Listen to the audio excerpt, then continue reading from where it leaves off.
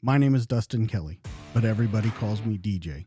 I'm prior Army, serving as both a Ford observer and a military police officer.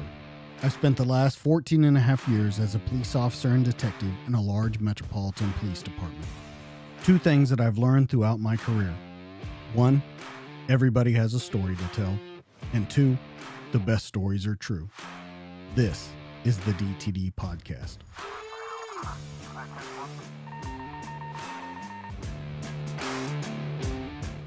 Hey guys, welcome back to the DTD Podcast. This week, I'm super excited.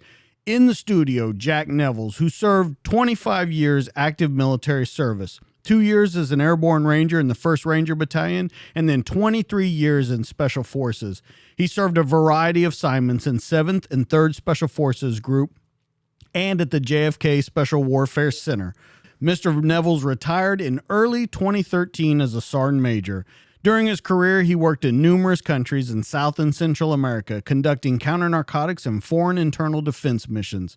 He was training foreign Tier 1 hostage rescue units, military and police in close-quarter combat, sniper operations, integrated assaults, and military free-fall operations. Mr. Nevils also trained allied police units in personal security details for high-level government officials. Tonight, in the studio, Sergeant Major retired Jack Nevils. What's going on? Hey, DJ, pleasure to be here. It's great to talk to you. Thanks for having me on. Yeah, I'm so glad you're here. Greg got us together, and he said, man, I got this guy that you got to meet. He's done it all. And when I started going through your bios and videos about you, you're not kidding. You have done a lot of stuff and been a lot of places. But I want to start out the interview with a quote that I heard you say, and I want to get your thoughts on it because I think it's going to kind of carry us through this entire interview. I heard you say your best weapon is your mind. You can't outrun bullets. You have to outthink the guy shooting them. Now, I don't think that just holds for gunfights. I think that holds for life in general. So how did you come up with that? Well, yeah, after retirement, I started doing a lot of training for different agencies, and just based upon my experience, both as a student coming into the military, and then getting to be an instructor, like out at our CT school, and then going overseas and have people shoot at you for a long time, and then coming back, and I had the great privilege to get to run our counterterrorism school and our sniper school. After these experiences, I figured out that it didn't matter how fast you could shoot and all of this. What really matters is how fast you could think, because gunfighting and gun shooting are two very different disciplines. And so the things that you can do to make your mind more efficient in your thinking, you have to be in good shape. You got to get oxygen to your brain. You have to have some strategies for fear management and how you're going to do that, and think about that, and how do you transfer fear to the other guy's court and make him think not as efficiently and staying in an offensive mindset, things like this. So, part of the things I do when I train people is just try to get them to think, your mind is your greatest weapon. And from having battled cancer, different, in my life and different things like that, I found that your ability to stay mentally positive, to stay on the offense, to have a never quit, always win mentality, I think really changes the game. So when you talk about that, some interesting points that you just said there. Gunfighting, and let me see if I get it right. Gunfighting and gun shooting are two different things. That's what I'm understanding that you're saying, right? Absolutely. Yeah, I mean, shooting on the range, standing still on the range, shooting targets is different because targets aren't shooting back at you. And so, when I do gun fighting training, I do everything on the move. I always ask guys, I say, well, have you ever shot at moving targets? And they're like, well, yeah. And I'm like, well, are they harder to hit than stationary ones? They're like, well, yes. And I go, well, you're the other guy's target. It's true.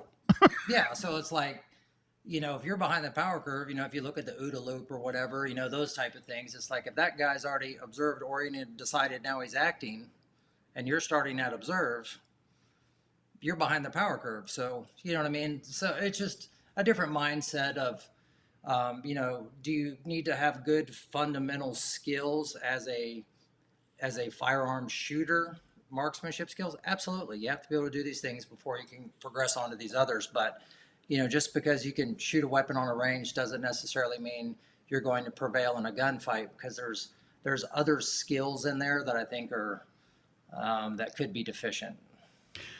So let's talk about some of your earlier life, getting into the military, that's kind of setting this up, because I definitely want to talk about the training as we get towards the end of it, because I think that's a big part of who you are and what you're about now. I think it's always been part of your career, but now you are super focused on not just training military, but training law enforcement, training civilians, getting people in the right state for mind. So I want to go all the way back to your childhood. Now, we had talked before the interview, and I'd said that I had learned that you were adopted, and you come from a military family. No matter how you cut it, you come from that cloth.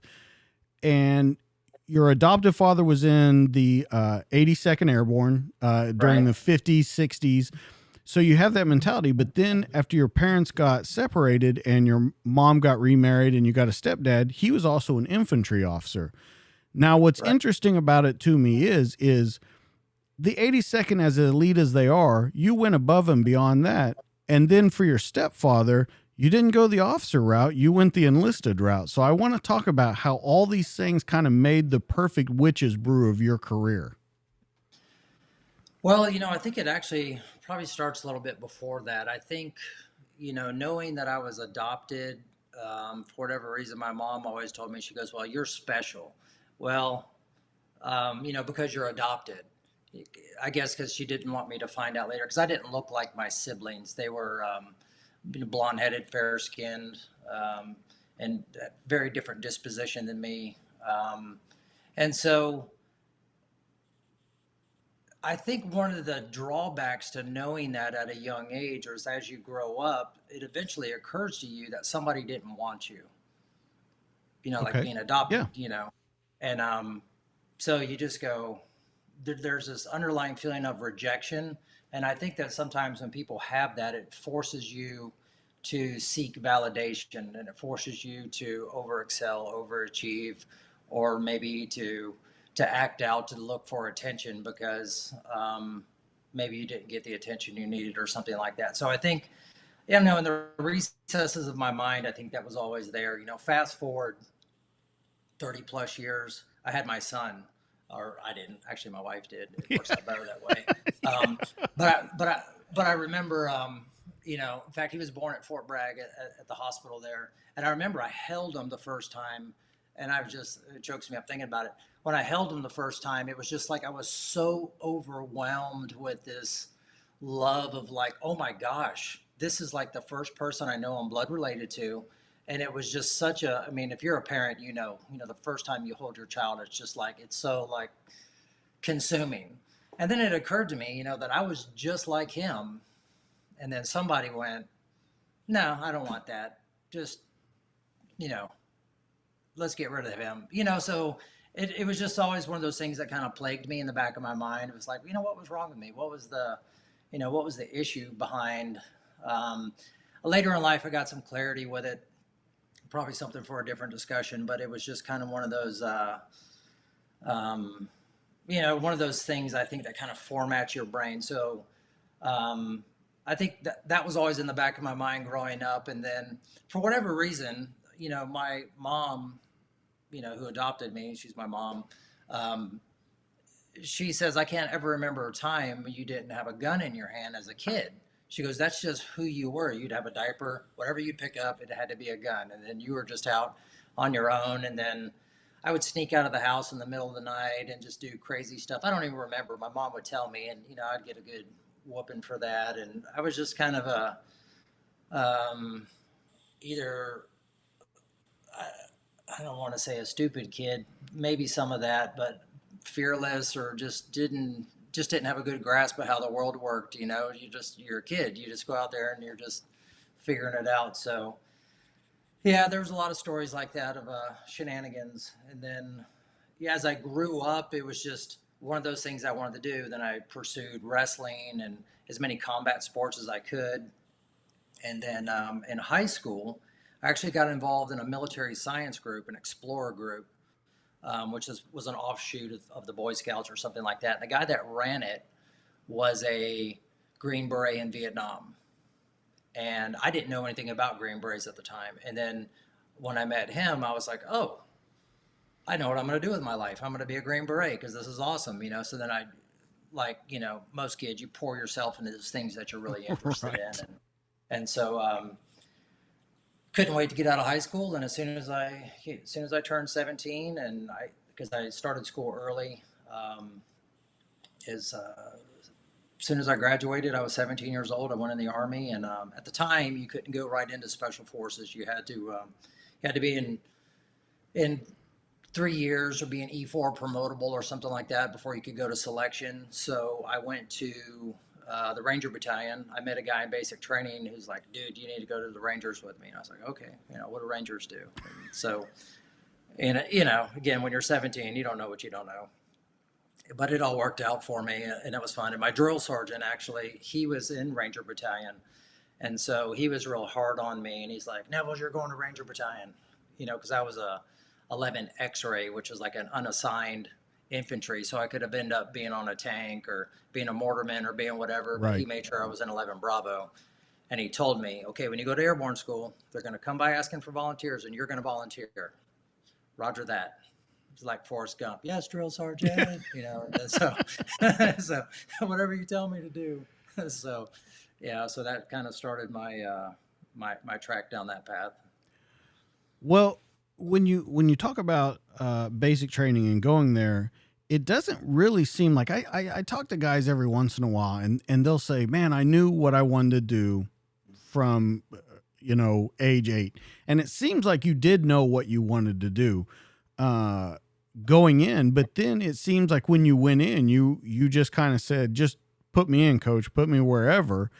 Going in as 11 X-ray, they didn't. Yeah. Did you do the X-ray route because you had to do that time? So you took the possibility that, hey, I could go there, I could go here, just to kind of keep your options open, or what was the reason? Did you just want in, so you just took whatever they gave you?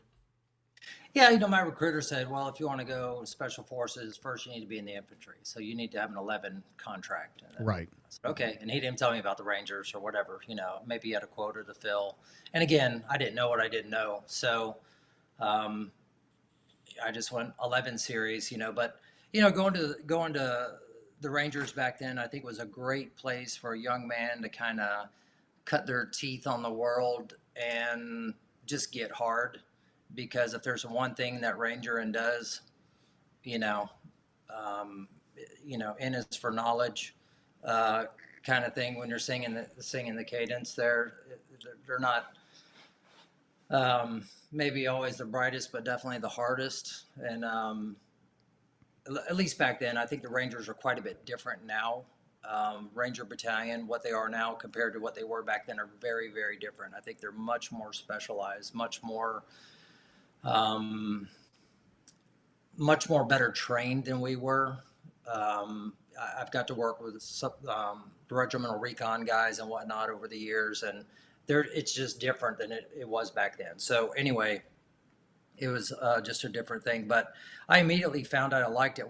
I remember when I left airborne school, they had us like, you know, if you were going to be a Ranger, they had you throw all your stuff in your duffel bag and your rucksack, and you had to go from the airborne barracks, you know, and then march down towards Lawson Army Airfield. And back then they used to have these old World War II barracks right at the top of Cardiac Hill there. And that's where RIP was, Ranger Indoctrination Program, which is now RASP. It's a little bit different. But anyways, that was where we were. And I remember I showed up there the week before Christmas break, and we weren't going to start RIP till after Christmas break. So we showed up, and they said, well, there's no standard for 0 week, which you're in, so we're just going to PT you guys. And I remember this great big Native American Ranger instructor. He had to have been like 6'7". The guy was a giant of a man. He would take us on runs that would literally last like all day. I saw all of Fort Benning on foot. It was crazy. And I mean, we would just, I mean, we would do a straight Forrest Gump run from sun up to sundown. It seemed like, and we would just keep going and going. And then I remember when we returned back from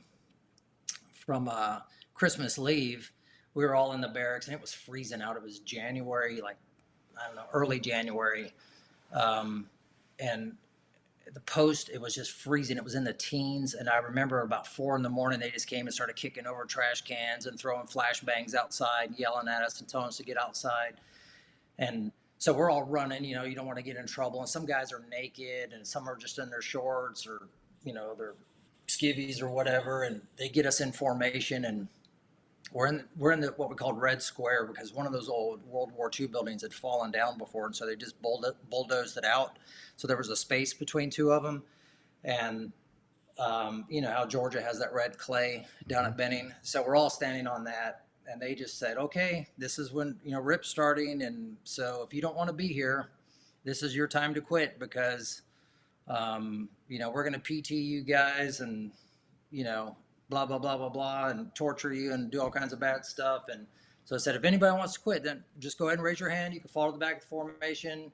You guys can go back to the other barracks. We'll send you an airborne unit elsewhere in the Army.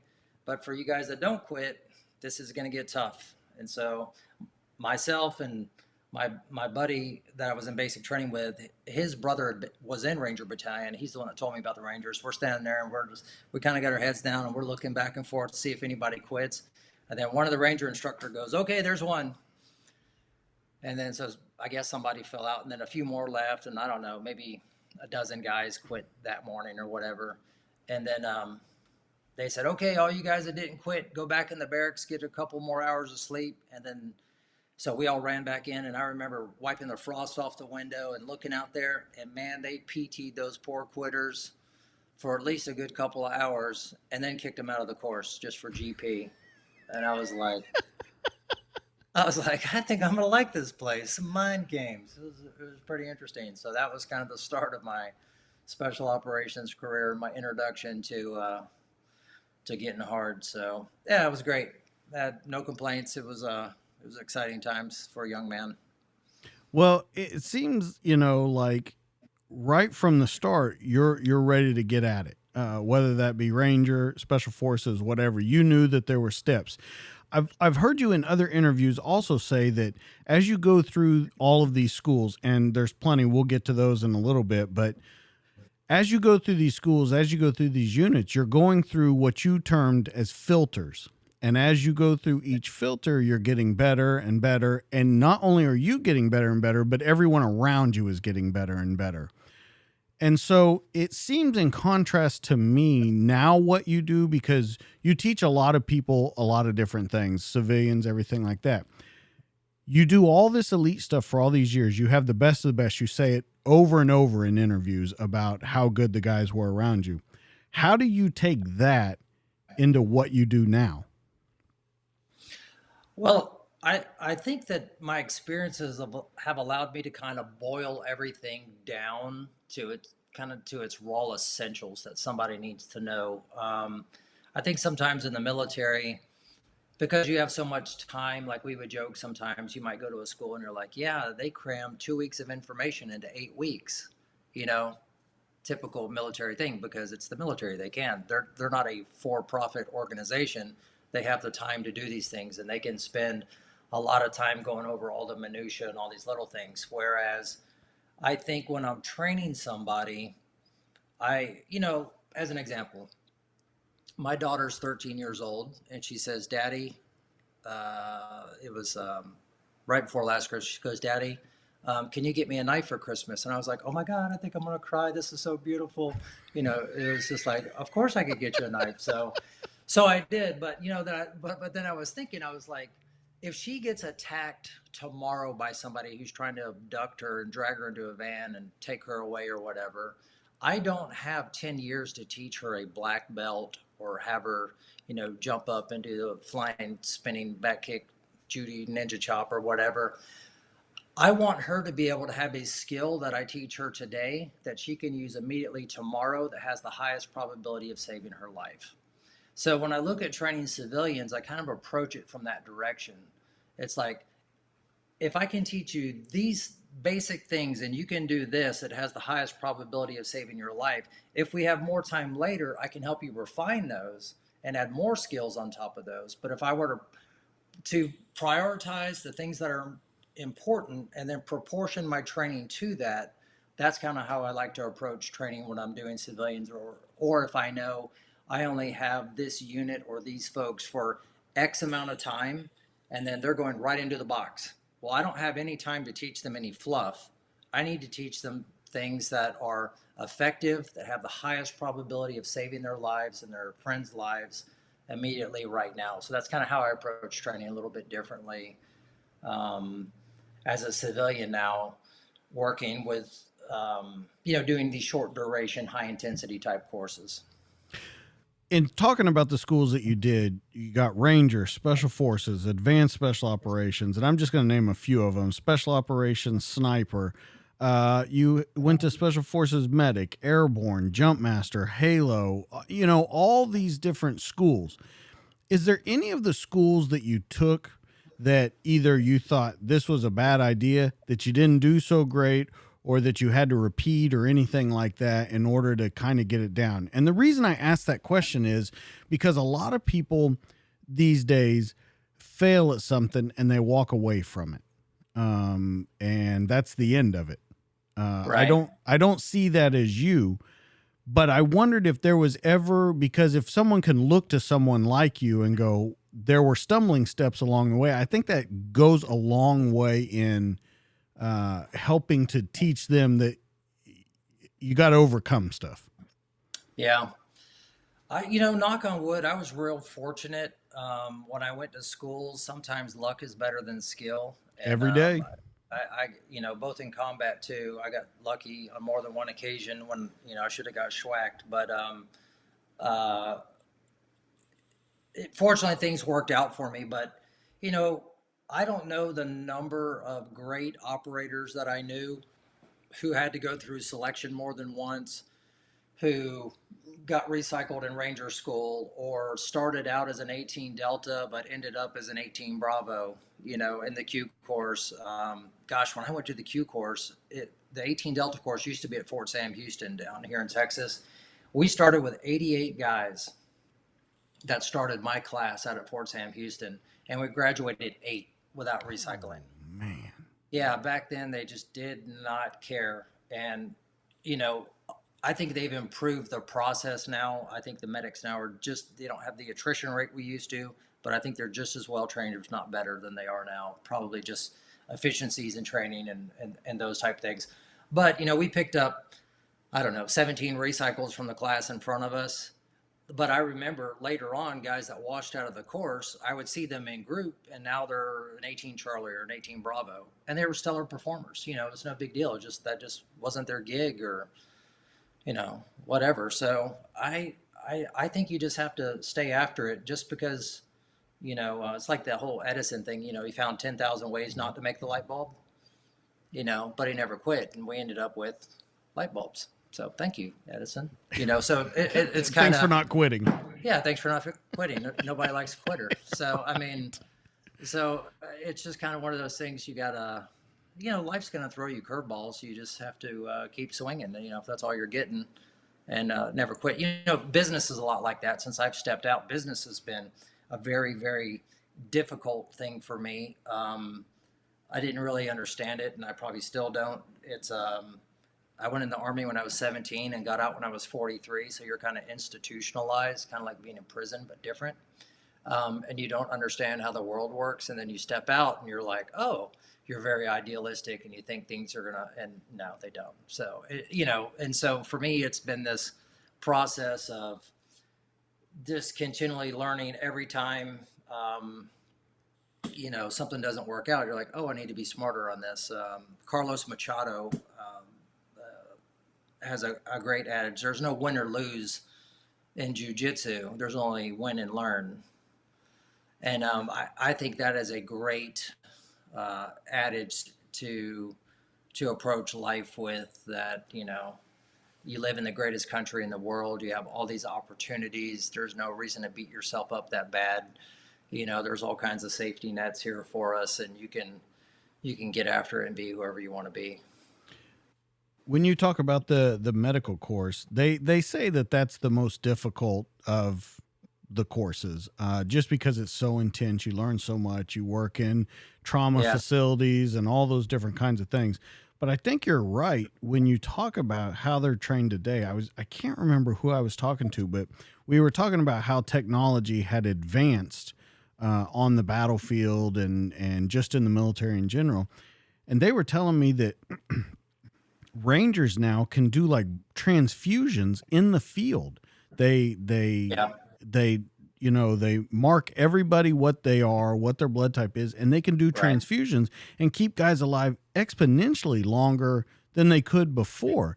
And I think you're correct when you're saying better trained, but I also think that we are being able with technology to put so many Mhm. fail safes in place that I can't even imagine what's headed for the future of it.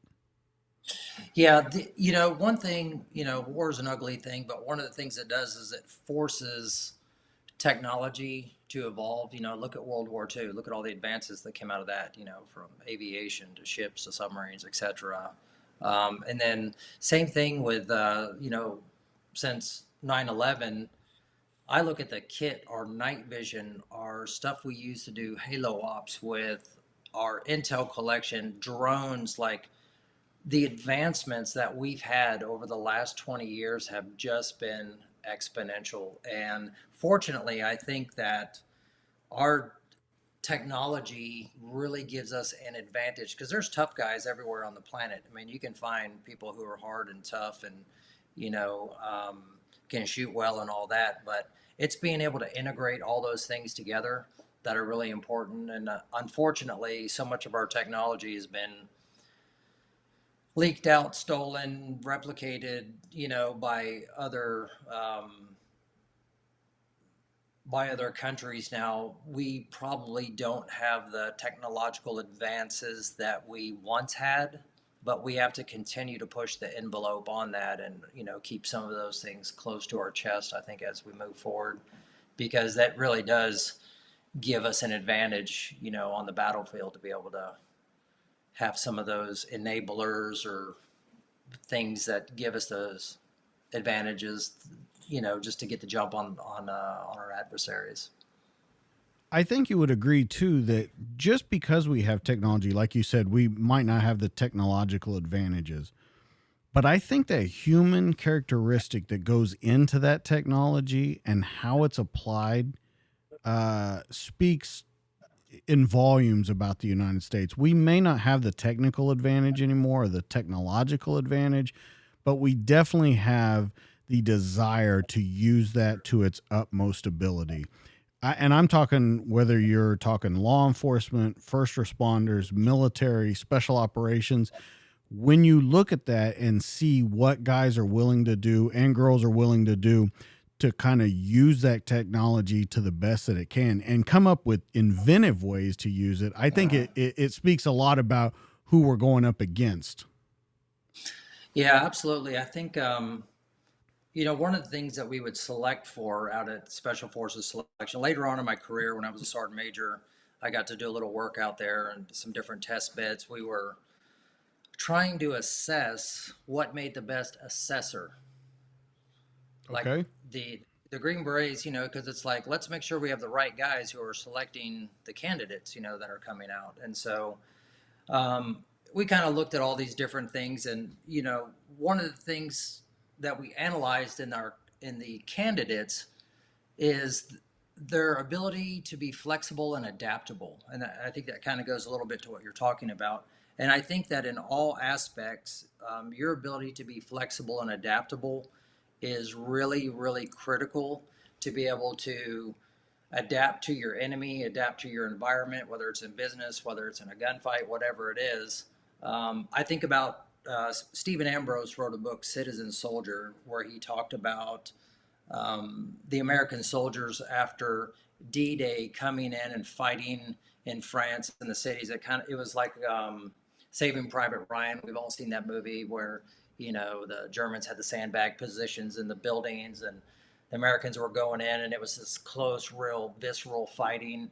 Well, their SOP there is that you would take your grenade, pull the pin, throw it in the room, it would blow up, and then you'd go in and shoot anybody who's wounded. Makes perfect sense. Sounds logical. But the Germans got smart to that. They had the sandbag positions. So the grenade would go in, they would duck down, grenade would blow up, they would pop back up, guns up, wait for you to come to the door, and they would shoot these guys down. Well, he talks about in the book, there was this good old boy from Tennessee who took his grenade, threw it in the room, immediately followed it in, pulled his 45 out, and shot the Germans in the back of the head, and then reached down, picked his grenade up, and went to the next room. And what he was doing, he was being flexible and adaptable.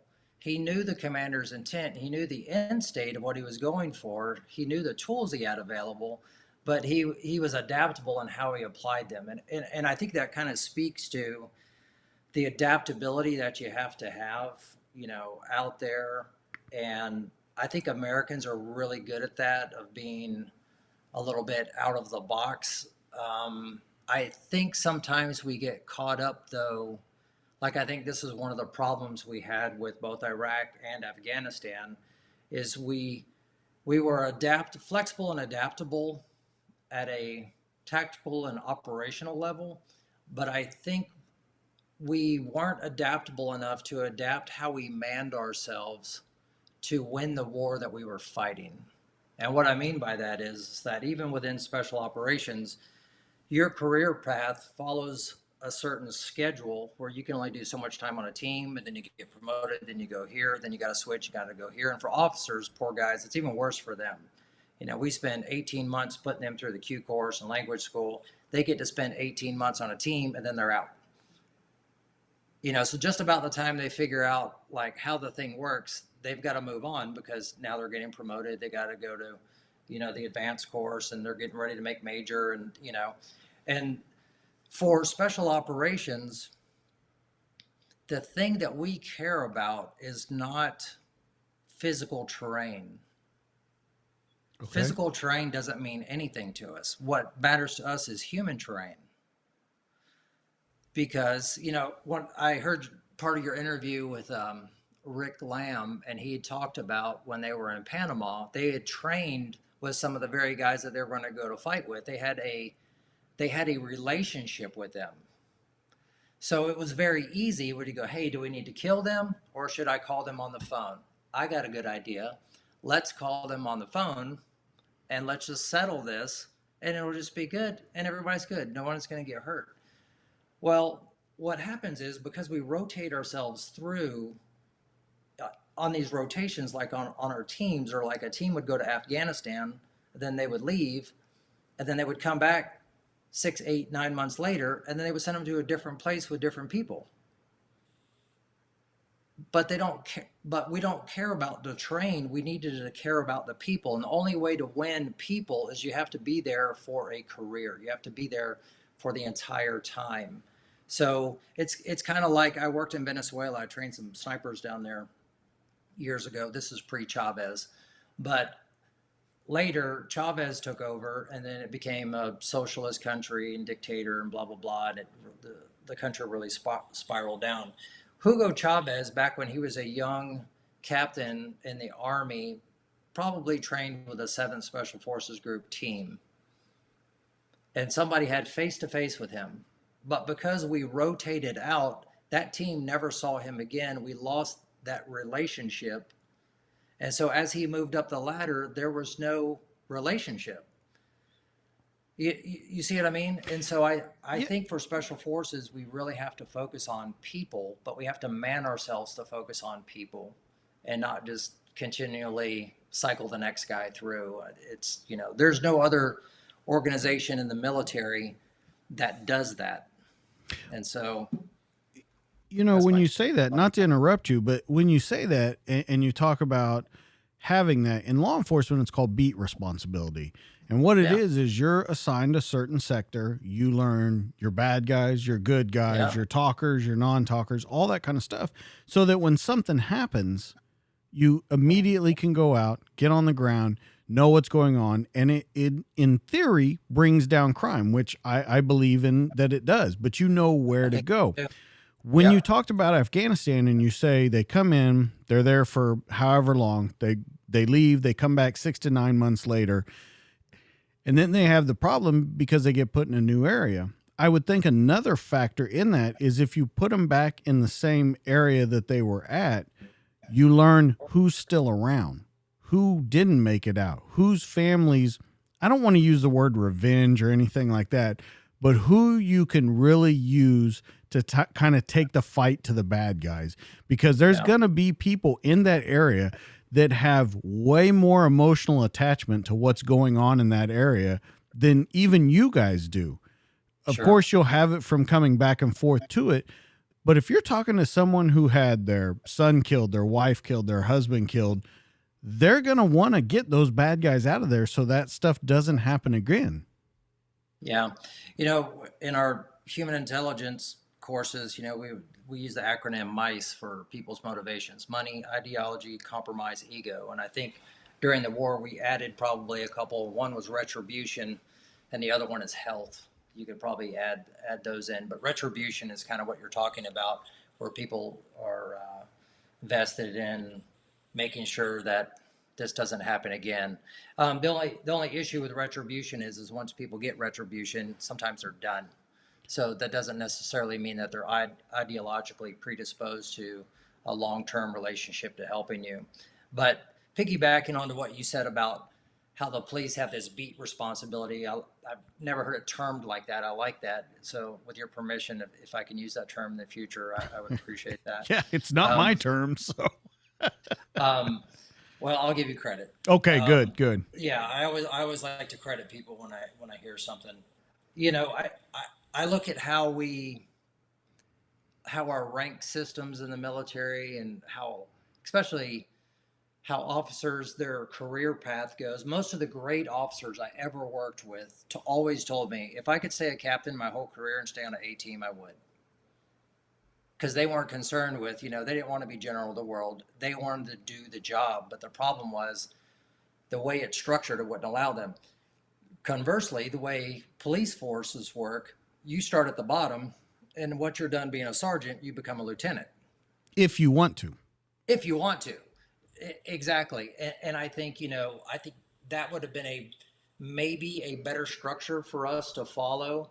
And then you get up to a certain level and maybe you split off to be a warrant officer where you stay on a team, or you stay in O, or, if you're a smart guy, maybe you track to be an officer a little bit earlier, but keeping people in place, keeping them together longer.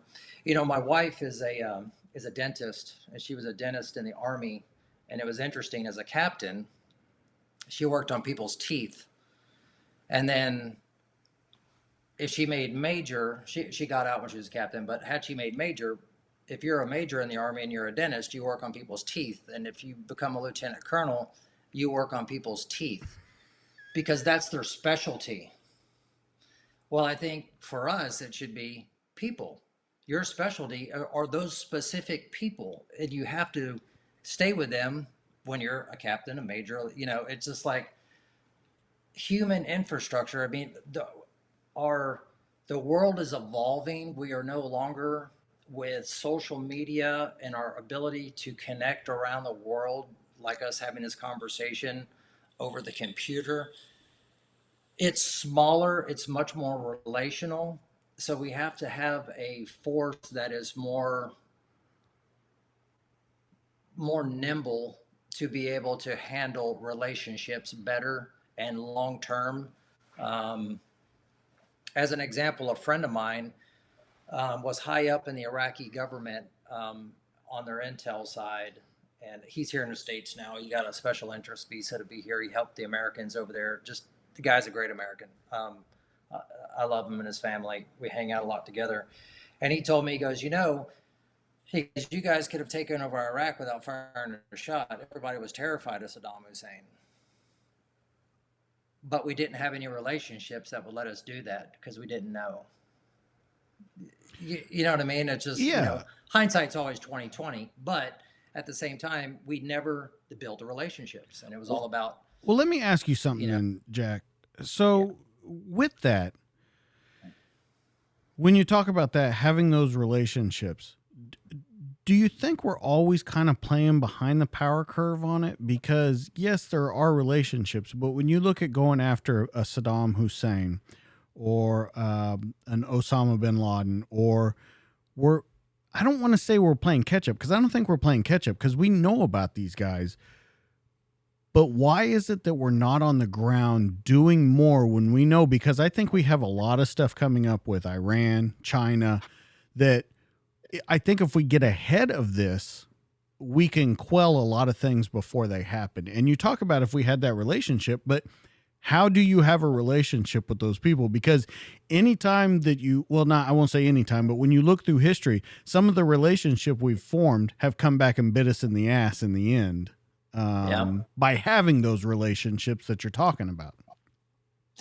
Well, a couple things. I would say the only people that can defeat the U.S. military is the U.S. government, and we're really, really freaking good at it. What you mentioned, Iran and China, what they're doing is what I'm talking about. They already have the relationships because we invite them into our country to go to our colleges and do all these things, and they meet with people at all levels of our government through business and everything else. And those people are tasked with building relationships.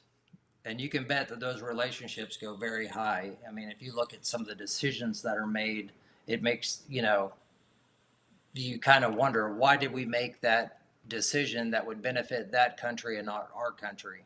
And I don't pretend to have all the information. People at high levels, I like to give them the benefit of the doubt and assume that they're making a decision based upon information that I don't have. Right. So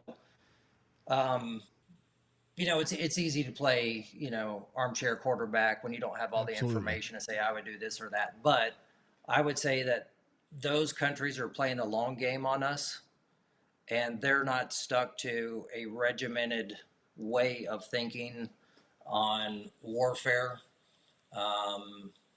They're definitely thinking asymmetrically on how to infiltrate and do us harm if they want to.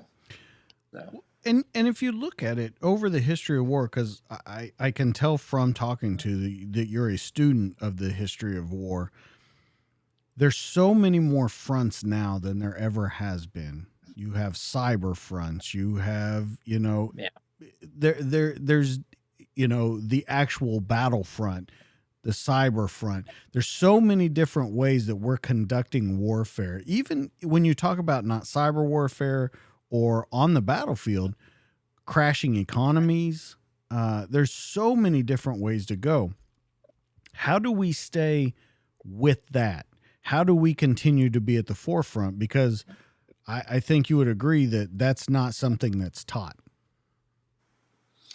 Well, I mean, we've got a lot of really super intelligent, capable people within our intelligence agencies and the military that study these things. But again, those agencies are all run by our government, essentially. By guys that didn't study that.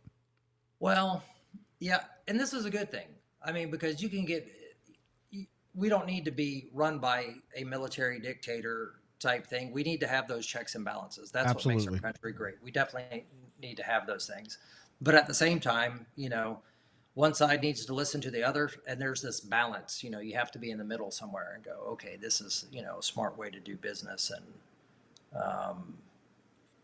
how to approach a problem.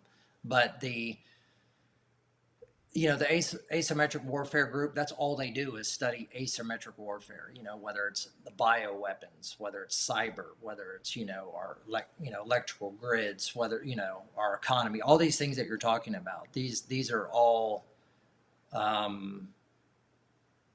things that they consider with, again, within the military. I think we need to be more specialized and have people who are more refined at very specific things that they do. I always say that in your military career, they always want you to go to all these different things so you can be well-rounded. Well, you need to be well-rounded. well, I always say I've never seen a bowling ball on the end of a spear. It's always something that's very sharp and pointy and very laser like focused on what it's going after. And I think that we need people in these respective disciplines to be the absolute best at what they do.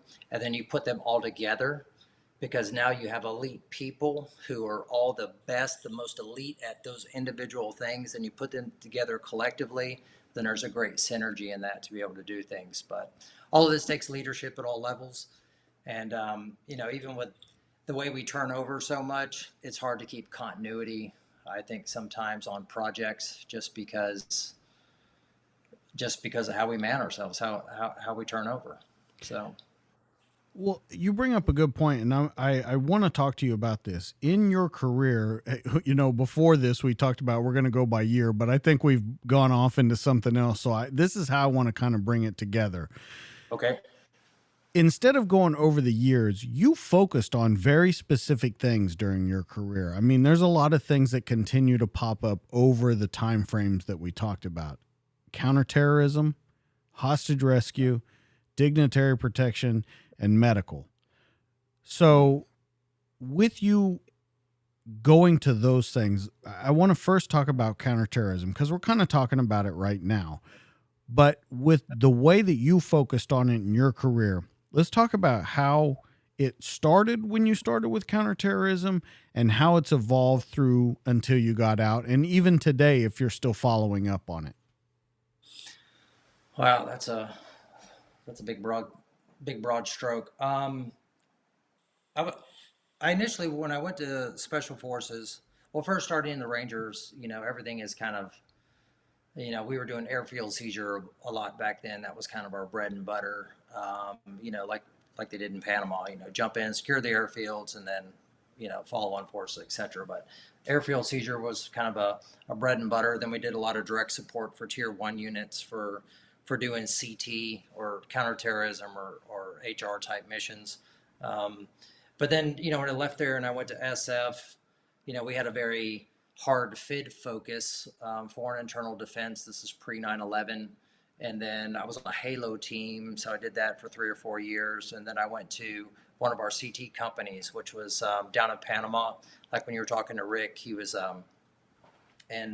probably in C37 down there, which was our CIF company or an extremist company, which is a specialized company within the Special Forces groups. They've since morphed a little bit. They're doing other specialized mission sets now, but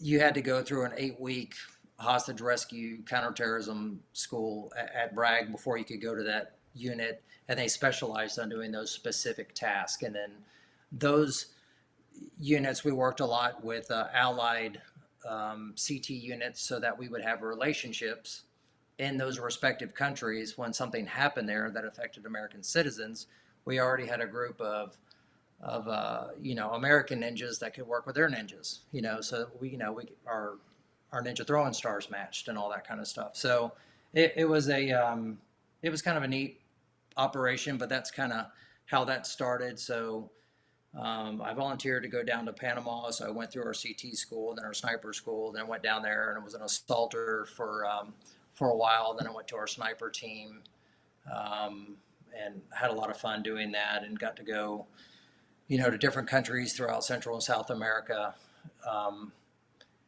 in support of, we were doing FID, if you will, working with their CT units. A lot of that was, back in the day, was focused on counter-narcotics. It wasn't necessarily counterterrorism back then. I think sometimes those terms can kind of get blurred together with narco-terrorism and all kinds of stuff because of funding lines and different stuff like that. But where you want to split that hair kind of depends on where you want to do that. But anyways, it was that's kind of how I got started in that, and I just really enjoyed the direct action part of it. It was very it's kind of like in the police unit, you got those guys that want to be SWAT guys all the time, and that's kind of their focus. And, and for the young guys, it's kind of the chest beating, I'm the best guy. And, as you get older, you kind of figure out, you're like, well, yeah, you have to be smart. As I got older, I figured out it was really, our targeting acronym, find, fix, finish, exploit, analyze, disseminate, the F3 EAD process that we use for targeting. I We think that's focused a the lot on longest acronym I've ever heard in my entire life. F3 EAD. Oh, that's a short one, man. You gotta get with the military and get. Oh yeah, that's an easy one, but it's not really an. I guess it is an acronym, but anyways, it was we focused on finish. Once somebody's found and they're fixed to a location, well, then we're going to go in and give them the good news by whatever means we need to, whether it's drop a bomb, shoot them with a sniper rifle, kick their door in, blow their car, whatever, it's like, that's finish. Um, but what we found was over the war, it's like, that's the easy part. I can kind of get monkeys to do that part. I mean, it's good. You want good monkeys that can do it. But at the same time, it was the finding and fixing people to a location that was the hard part. It's fine. It was like Osama bin Laden. Once we found him, finishing him was really, there was nothing super special about, flying in on helicopters, landing and kicking somebody's doors in and giving them the business. It's like, that's the easy. Hard part was finding and fixing that guy to a location. And so I found in counterterrorism, it was the same way. It was, we're doing these counterinsurgency type things. And so I tried to focus our guys to get smarter on the human intelligence and understanding the collection assets and how all this worked together. And then one of the things we did is we kind of got rid of the line between operations and intelligence, because intelligence became operations and operations became intelligence because of this cyclical nature of our targeting cycle. So it was, again, it's all about being smarter and being able to think faster at all levels, not just at a tactical level, a shooting level, but also at an operational and strategic level to be able to outthink your bad guys. Let's talk about the counter-narcotics for a minute. You kind of interlope those two together, counterterrorism, counter-narcotics, narco-terrorism. At the time you were doing them, you're talking about what years right now? Well, I think my first really jump into that was probably my second deployment in Special Forces. I got sent down to Bolivia. I'd just come back from Ecuador. I was home about 2 weeks. Um, and they said, hey, we need you to go down to Bolivia. You're going to run a hospital out in the middle of the jungle in Bolivia in support of Operation Snowcap. Okay. Great. Yeah. So I'm 22 years old, 23 maybe. I don't know. It's pretty young. Um, you know, Special Forces medic, all gung ho, ready to go. So I jump on a civilian plane. I fly down to La Paz, which is very high, by the way. It's like 14,000 feet there. It's like hard to breathe there. That's so what I was about to say. Yeah. highest capital in the world. It's kind of interesting. And so I went to the Capitol, went to the embassy, got my brief. I thought, I was going to go get briefed. Really, it's just they threaten you with all the things you're not allowed to do when you go there. So I remember the mill group commander sitting me down, telling me what I was not allowed to do, that I was going to go to this base camp where this hospital was, and I was not allowed to leave there under any circumstances. And yes, sir, absolutely, sir. Absolutely. Yep. None of that. And of course, you do what you do. But so I go down there, we fly in, and it was like something out of a Vietnam movie. We landed on this dirt airstrip. It was in this little twin engine thing. It was a little tiny plane. And this old Bolivian guy picks me up in an old World War II Jeep, or like something out of Vietnam. And he, I throw my pack in there and he drives me to this little, I don't know. It was a hut, but like a nice one. It had like a metal roof and concrete floors, but it had a little kitchen and a bath and everything. He's like, "This is your hooch," and I was like, "Okay, great." And then next to it was where our little hospital was. And when I say hospital, it's like an 8-bed clinic, if you will, and it had a little laboratory area where I could do labs, and had a little pharmacy and a little labor and delivery and a little surgical, suite, if you will. And all right, this is good. So it was getting dark. I went to bed and I wake up and somebody's banging on my door. I just heard this boom, boom, boom, boom, boom. Somebody's banging on my door. I'm like, what in the heck's going on? So, I'm trying to, figure out what's going on. I just got shorts on. So I throw a t-shirt on real quick and my flip flops, and I go to the door and there's a Bolivian soldier standing there. And he says to me in Spanish, he says, "There's a lady having a baby in the prison." And so I repeated back to him in my Spanish. My Spanish wasn't great back then, but it was, I could kind of understand what was going on. I said, "So you're telling me there's a lady having a baby in a prison?" He's like, "Yes." He's like, "Come on, get your stuff." So I run over to the hospital and I grab a basin and some suction things for the baby's nose, and some umbilical clamps and scissors and gauze and water and just like all the stuff I could think of to grab real quick. And so I run over to this prison, and sure enough, I am on the other side of this little base. They have a prison like you would expect to see in a third world in the jungle, and it had all those rich smells and odors that are very pleasant. And so on one side of the prison down the hallway, you had the men, and then on the other side, you had the women. Right? That's great. And there was kids in there too. I thought, well, this is festive. I'm not sure what's going on here. So I go down. One of the doors is open. Can I ask how she got pregnant? Was she pregnant before she got put in prison or while she was in prison?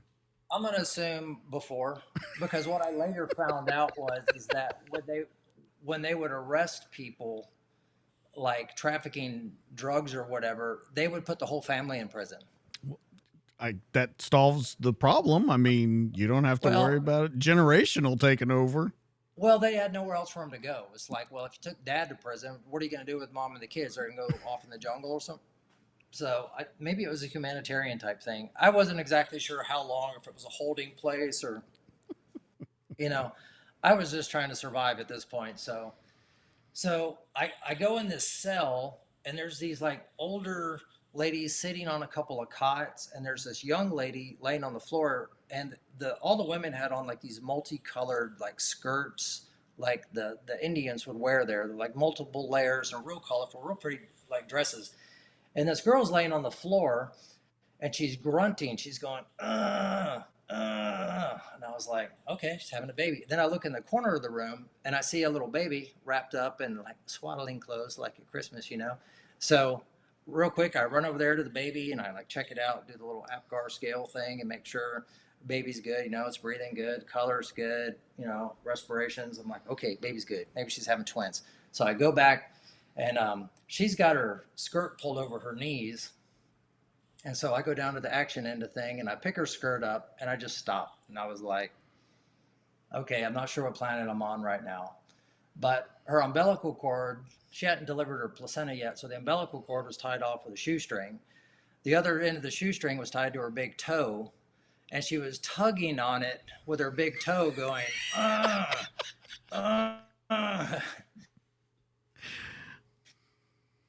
The defining moments as a young man, I was just like, yep, I just saw that. So yep, I'm in Bolivia. Right there.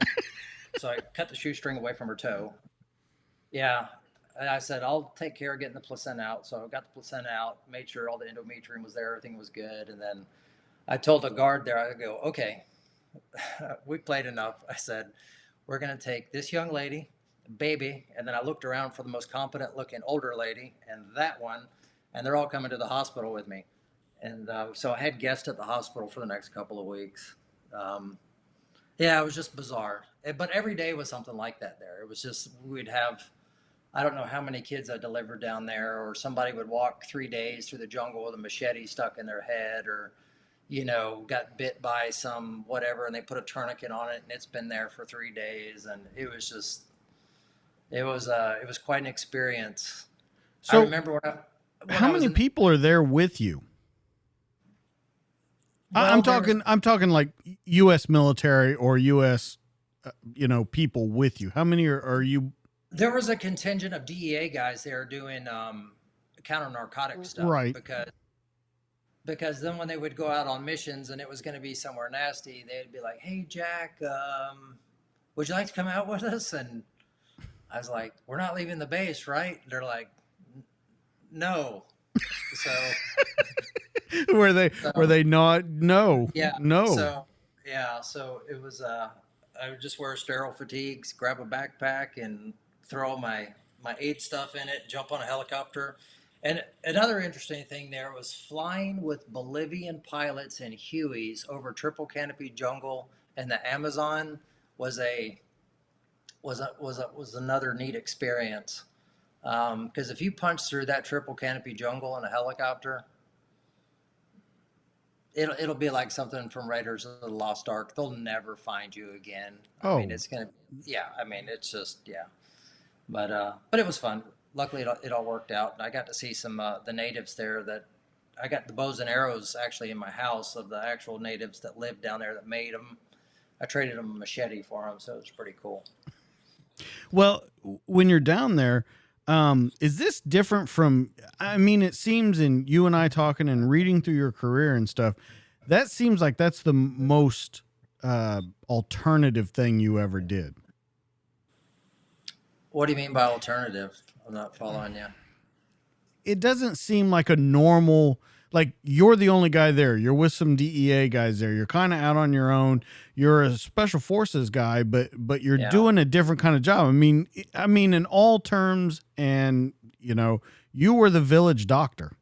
I Yeah, mean, yeah. Pre 9/11, there was quite a bit of that type of stuff going on. We used to do tons of onesies and twosie missions.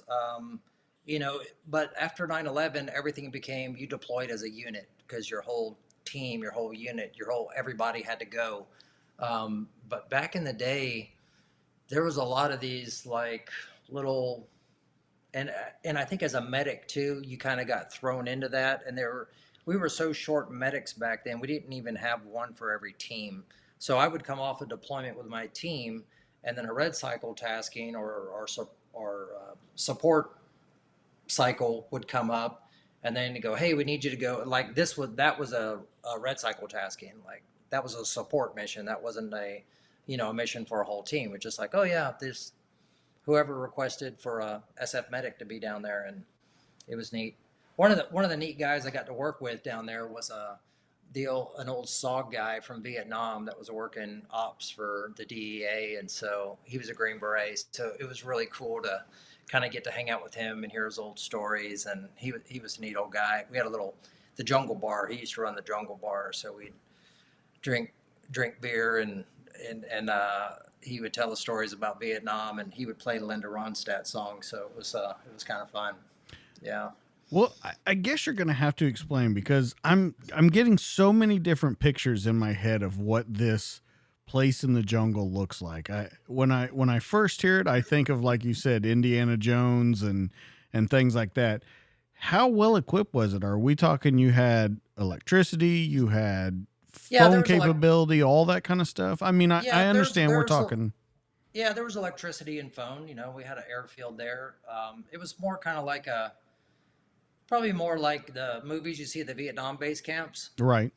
Yeah, more like that. Where they pushed out and jungle around it and that, and then the Bolivian special forces, the UMAPARs, also had a training base there. So they were there, and because they helped the DEA to go out and do counter-narcotic stuff back then. So it was just, I don't know, I was just a young guy out just trying to figure the world out, and got thrown into these situations. But fortunately, getting back to the medical training, the Q course, the amount of training they put you through, which is remarkable because I was a straight C student in high school, just because I was really bored and I hated school, and I was like wanted nothing to do with it. And then somehow they decided that I would be an 18 Delta. So I'm not sure how all that figured out, but the amount of training they put us through was really, really remarkable. Because like I got to deliver some babies out on a public health service hospital in New Mexico, as part of my training. I did a month out there, and under the supervision of a doctor and everything. So when this thing came up, it was like, oh, wow. Luckily, I've already done a few of these, so it all worked out. I want to talk about a couple more things in your career and then get on to what you're doing now. But you received a Purple Heart. You received a Bronze Star.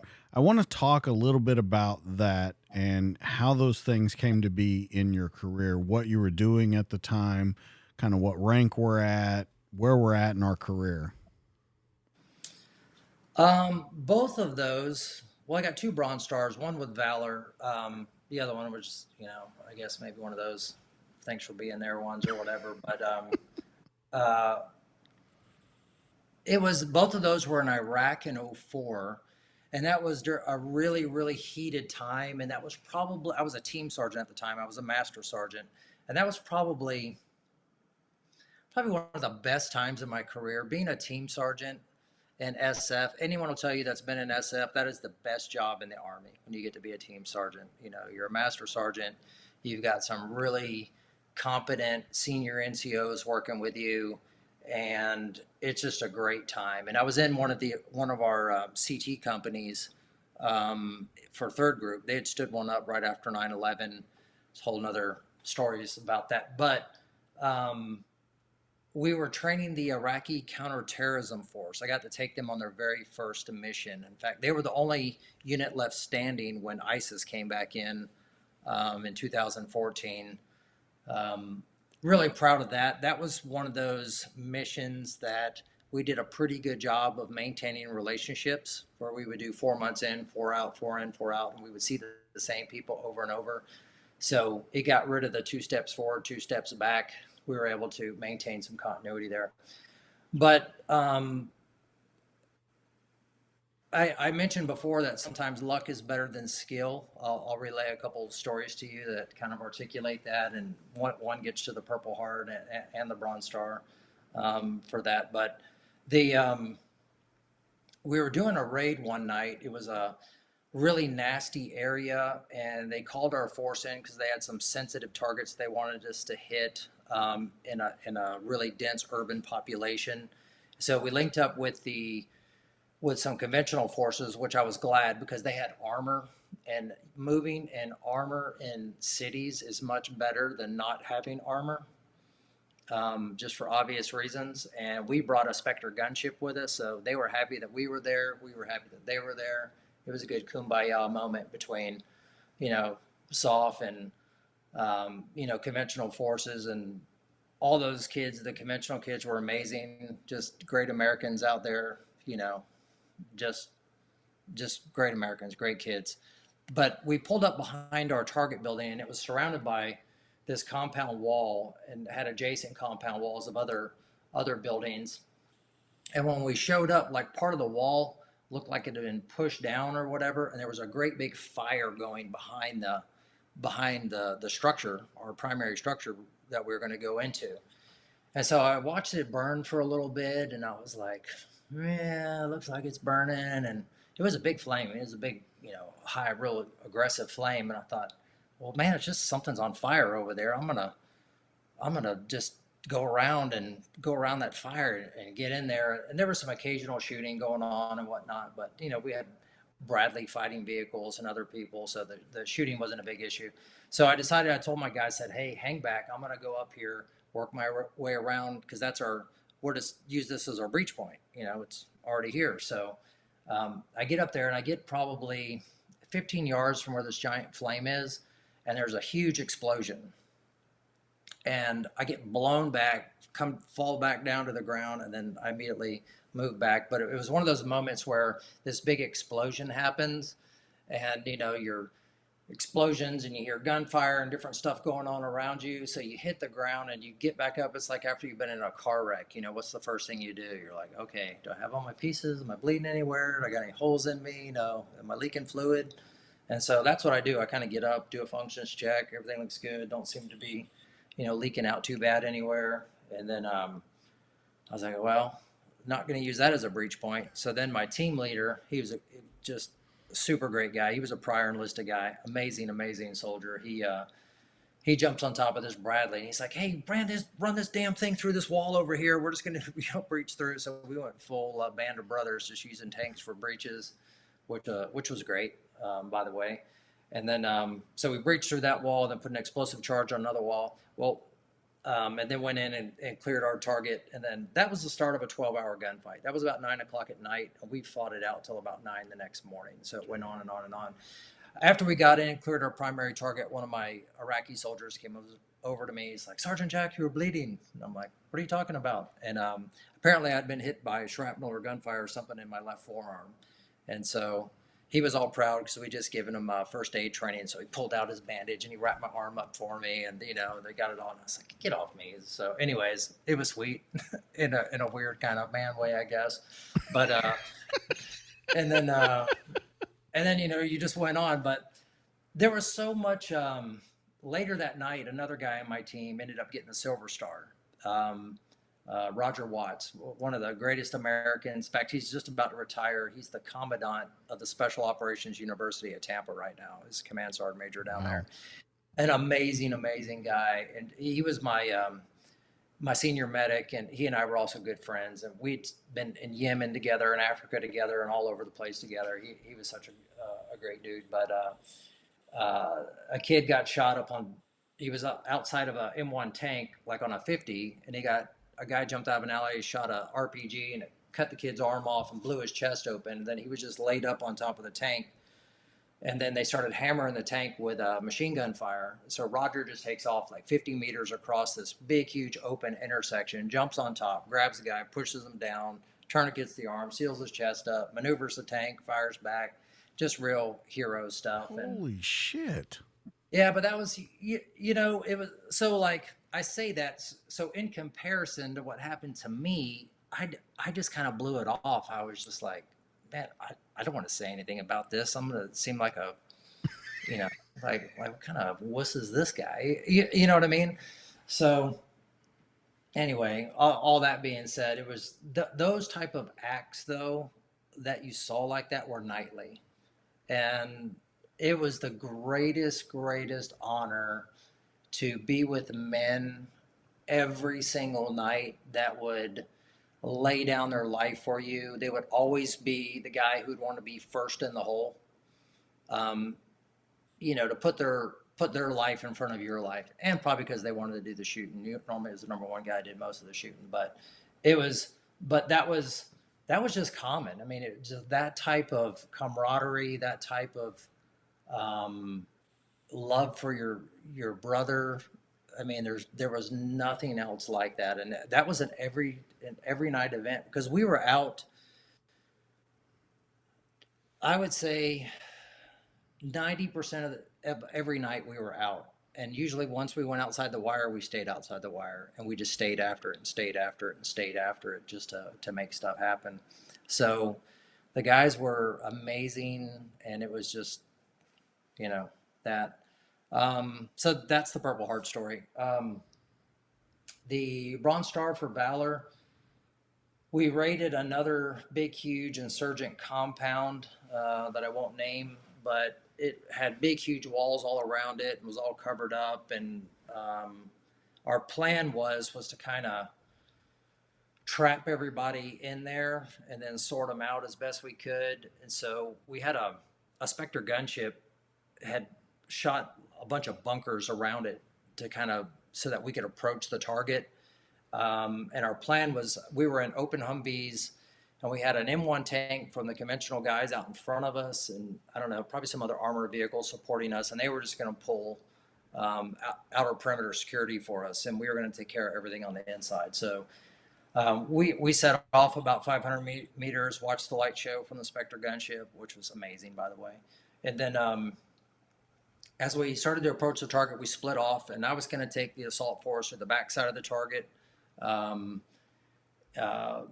So we rode around again. We were in an open Humvee, and I was sitting in the passenger seat. The rest of the guys were kind of in the back of the Humvee, in the bed, if you will, and it was just open, didn't have any doors. We were just we called it the angry porcupine. Everybody was just guns out.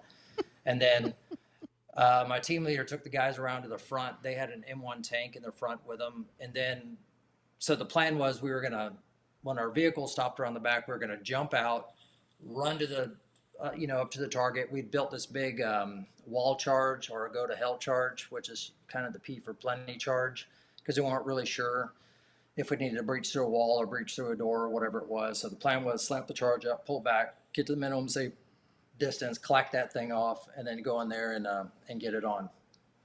So the vehicle stops. I jump out of the passenger seat. I run up, and as I get up there, the rear door of this compound is open. I was like, well, that's nice.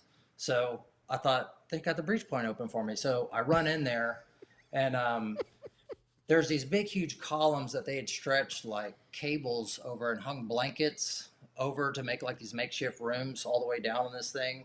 And the target's maybe, I don't know, 60 meters by 100 meters long. It's a big, huge compound. It's surrounded by the walls like this and this overhead cover.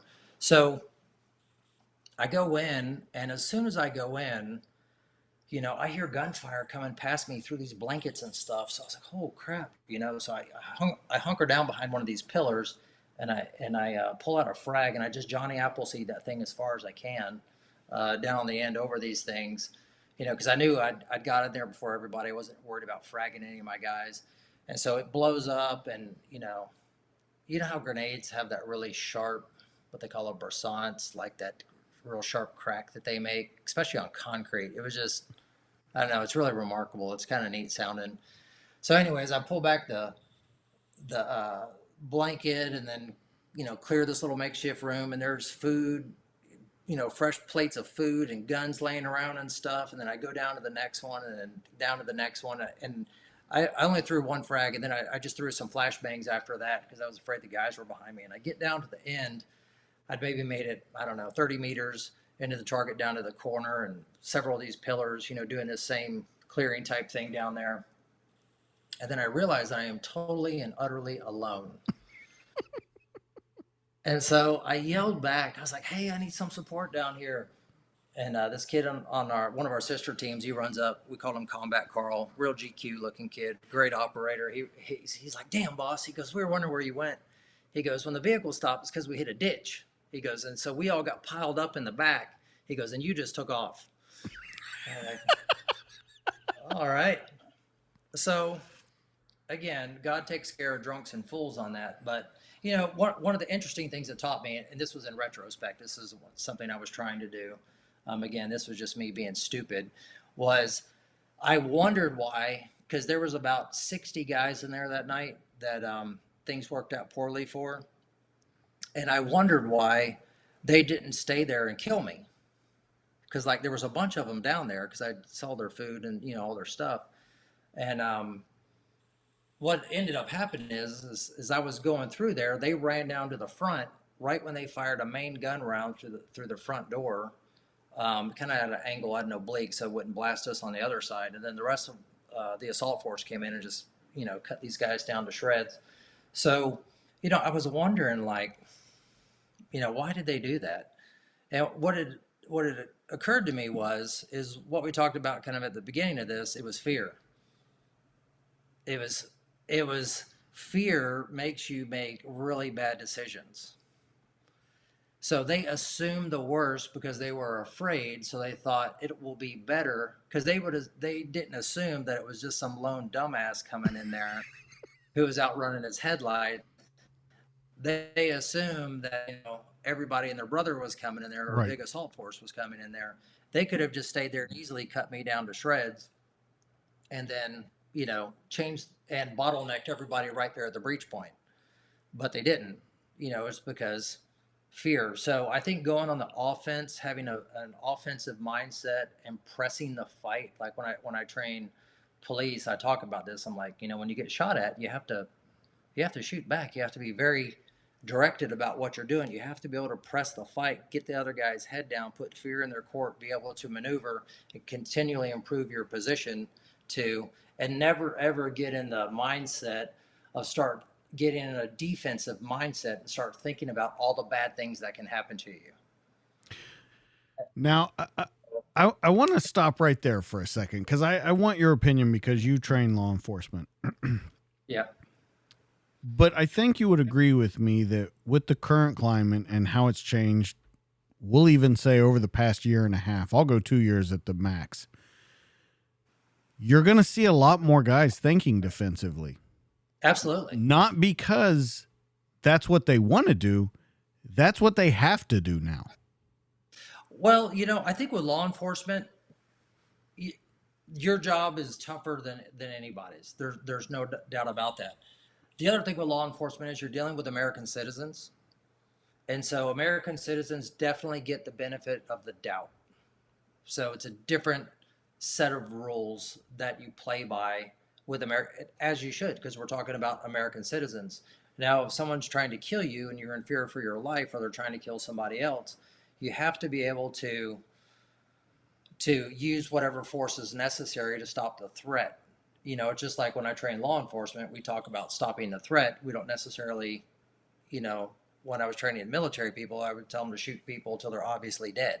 Right. It's a different mindset. Again, we're dealing with American citizens. They deserve that because they're American citizens. That's the right thing to do. I think leadership plays a huge, huge factor. I've trained a whole different variety of agencies, and I can see the leadership culture, or the emphasis that, or the backing that they know, that what they know their leadership will tolerate, definitely has the ripple effect all the way down to the lowest level as to how aggressive a guy will be. However, having said that, I have found that a person's ability to deal with a situation violently and end it very efficiently and very highly skilled is directly proportional to their ability to handle something peacefully. Because ultimately, that you're going to win the fight no matter what, if it comes to its worst conclusion, its worst type of conflict where it's you or me. If you know you're going to win, you're willing to keep it in the peaceful realm longer because you know that you're going to win. So it allows the officer to be more calm, to verbally de-escalate things for a much longer time and think more creatively because you're not getting stressed out. And then your problem, it's not the old hammer nail thing where all your only tool is a hammer and all your problems look like nails. Right. Because you have more tools, you can go, oh, I need to use the screwdriver for this one, or I need to use the nail puller. You don't have to use the hammer every single time. So I think sometimes it's a training issue. Where guys, if you don't have enough training and all you've been taught to do is, well, if it gets really bad, pull your gun out and shoot. If you're, strange thing, like when I started training police, I found out that they had defensive tactics guys and they had firearms guys. Two separate things. And it still baffles my mind because I go, well, how does that work? Like, how do you get to choose which fight you get to be in? You know what I mean? It's like, because you'll get guys no. I know exactly what you're saying, but here's the thing. Yeah. I believe that they don't incorporate the two because that puts them at a disadvantage with what the public thinks. You can't. Now, listen, I'm not saying I believe that at all. What I'm saying is I'm looking at it. I'm telling you and this goes back to what I was talking to you about when we were talking and I said that things are run by people that haven't necessarily done it. Yeah. Yeah. That's what I go back to here. You have a lot of people that are trying to make rank, trying to save their career, becoming very political. It has nothing to do with law enforcement. It has nothing to do with public safety. It has to do with building a career. And so the problem that you have is you get into these people where they look at the vision of the public and that's all they look through. It is something, right. I agree with you. The vision of the public is something that you should always take into consideration because you need to know what the public's thinking. But when you only look through that lens, like you use the hammer and nail, when you only look through that lens, there's not alternatives. You cannot put the two together. And I believe that that's where we're headed. Yeah. Again, back to leadership. If somebody's only concerned about their career, then they're missing the whole point of being a police officer. A police officer is in a job that is self-sacrificing. And if you're a careerist, that is the opposite of self-sacrificing. And so you can't do both. You're either somebody who's willing to sacrifice themselves for the betterment of their community, their neighbor, their family, their whatever, or you're the other. So, I think it's one of the reasons why I like how police promote, because I think it lends itself more to somebody who's been there and done that and understands where the guys are at. Whereas in the military structure, we don't always get that. I would say most, not all, most of the great officers that I've worked for have all been prior enlisted guys. I I won't figured say you would that. say that. I won't say all of them because I've met some other ones who were absolutely stellar, amazing. You hear people joke about West Pointers, oh, they're this or that. I've worked with some West Point officers who were amazing. I worked for one of the squadron commanders when I was working up in Mosul, who I think the world of. And in fact, he's still in. I won't say who he is, but he's he was just one of those guys. You could tell he was there for the guys. He was there to get the job done, and so it really doesn't matter maybe where you come from. It really matters about the person's heart and what kind of person they are. And it's a matter of promoting the right people. Regardless of their educational background, their race, their this, their that. I mean, who cares about any of that? What matters is the person. I agree with you. I agree 100% that that's the way it should be.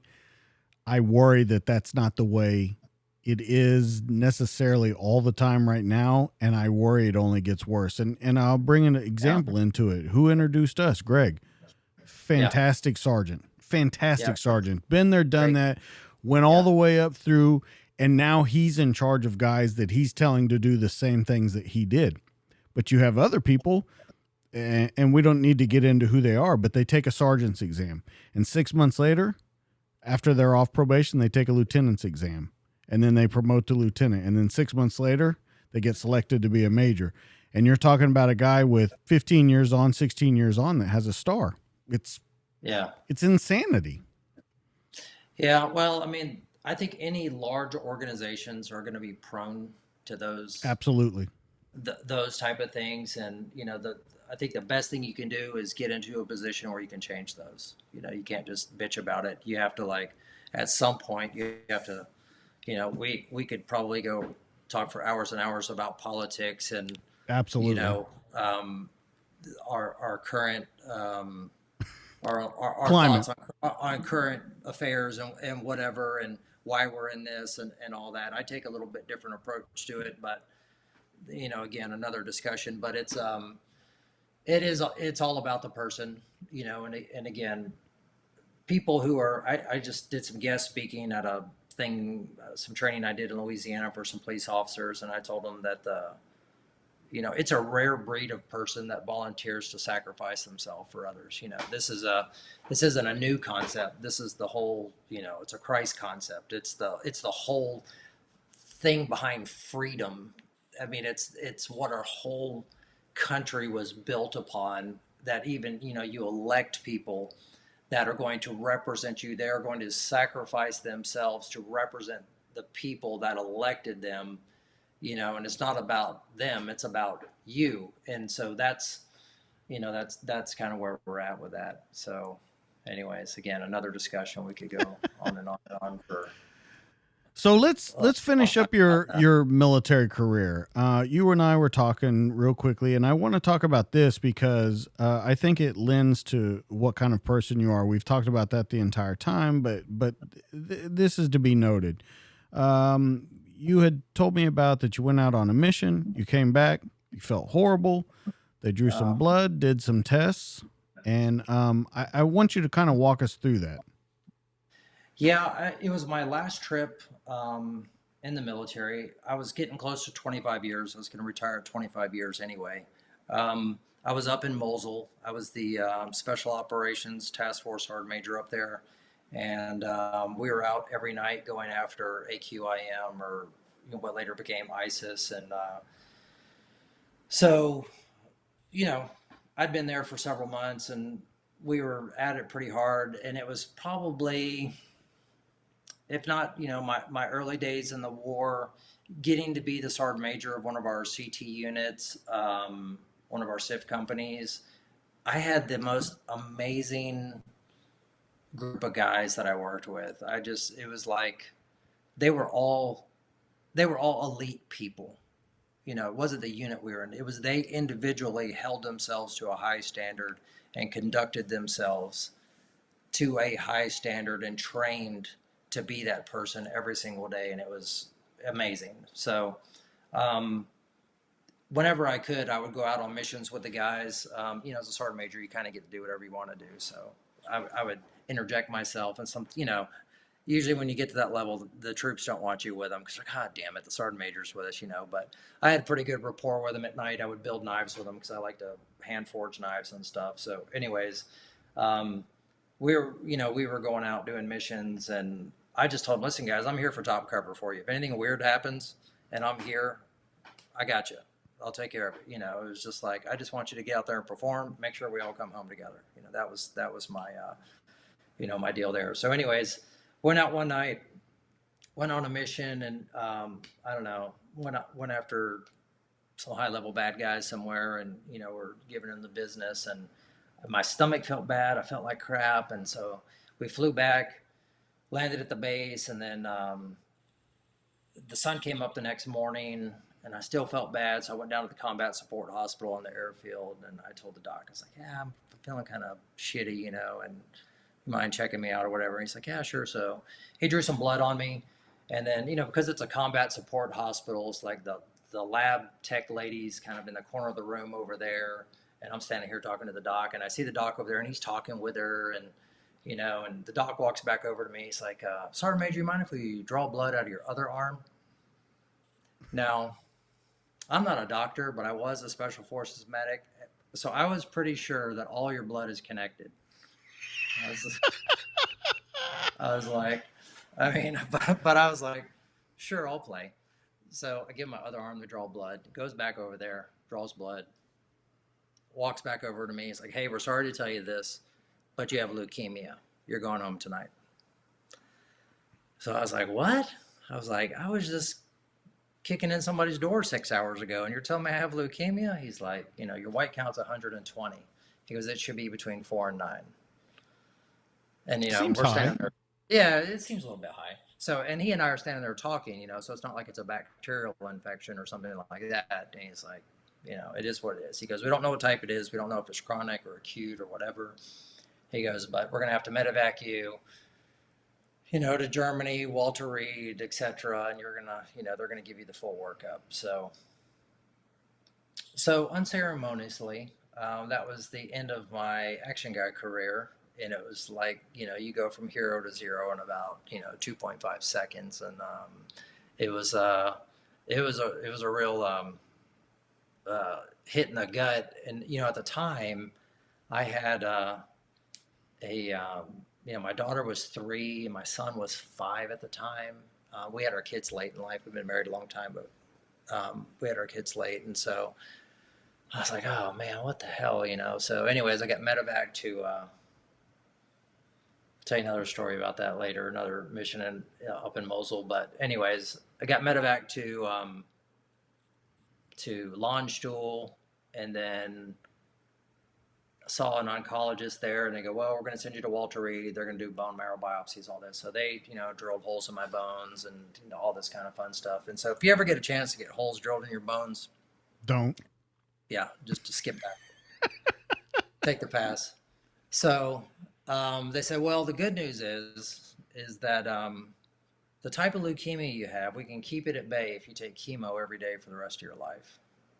So I thought, well, all things being equal, staying on this side of the grass is better than being on that side of the grass. So I'll take option A.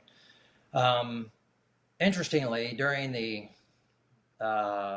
medevac process, I'd been calling my wife every day. I'd either call her on the sat phone or we could Skype or whatever. This was towards the end of the war, so technology was a little more abundant then.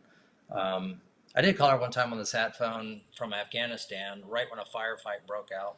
So if you ever have to try to break off a conversation with your wife and kind of make it seem cool, like nothing's going on, it was kind of like, hey, honey, some of the other guys need to use the phone. But anyways, on this one, I was like, tell you a story after we're done.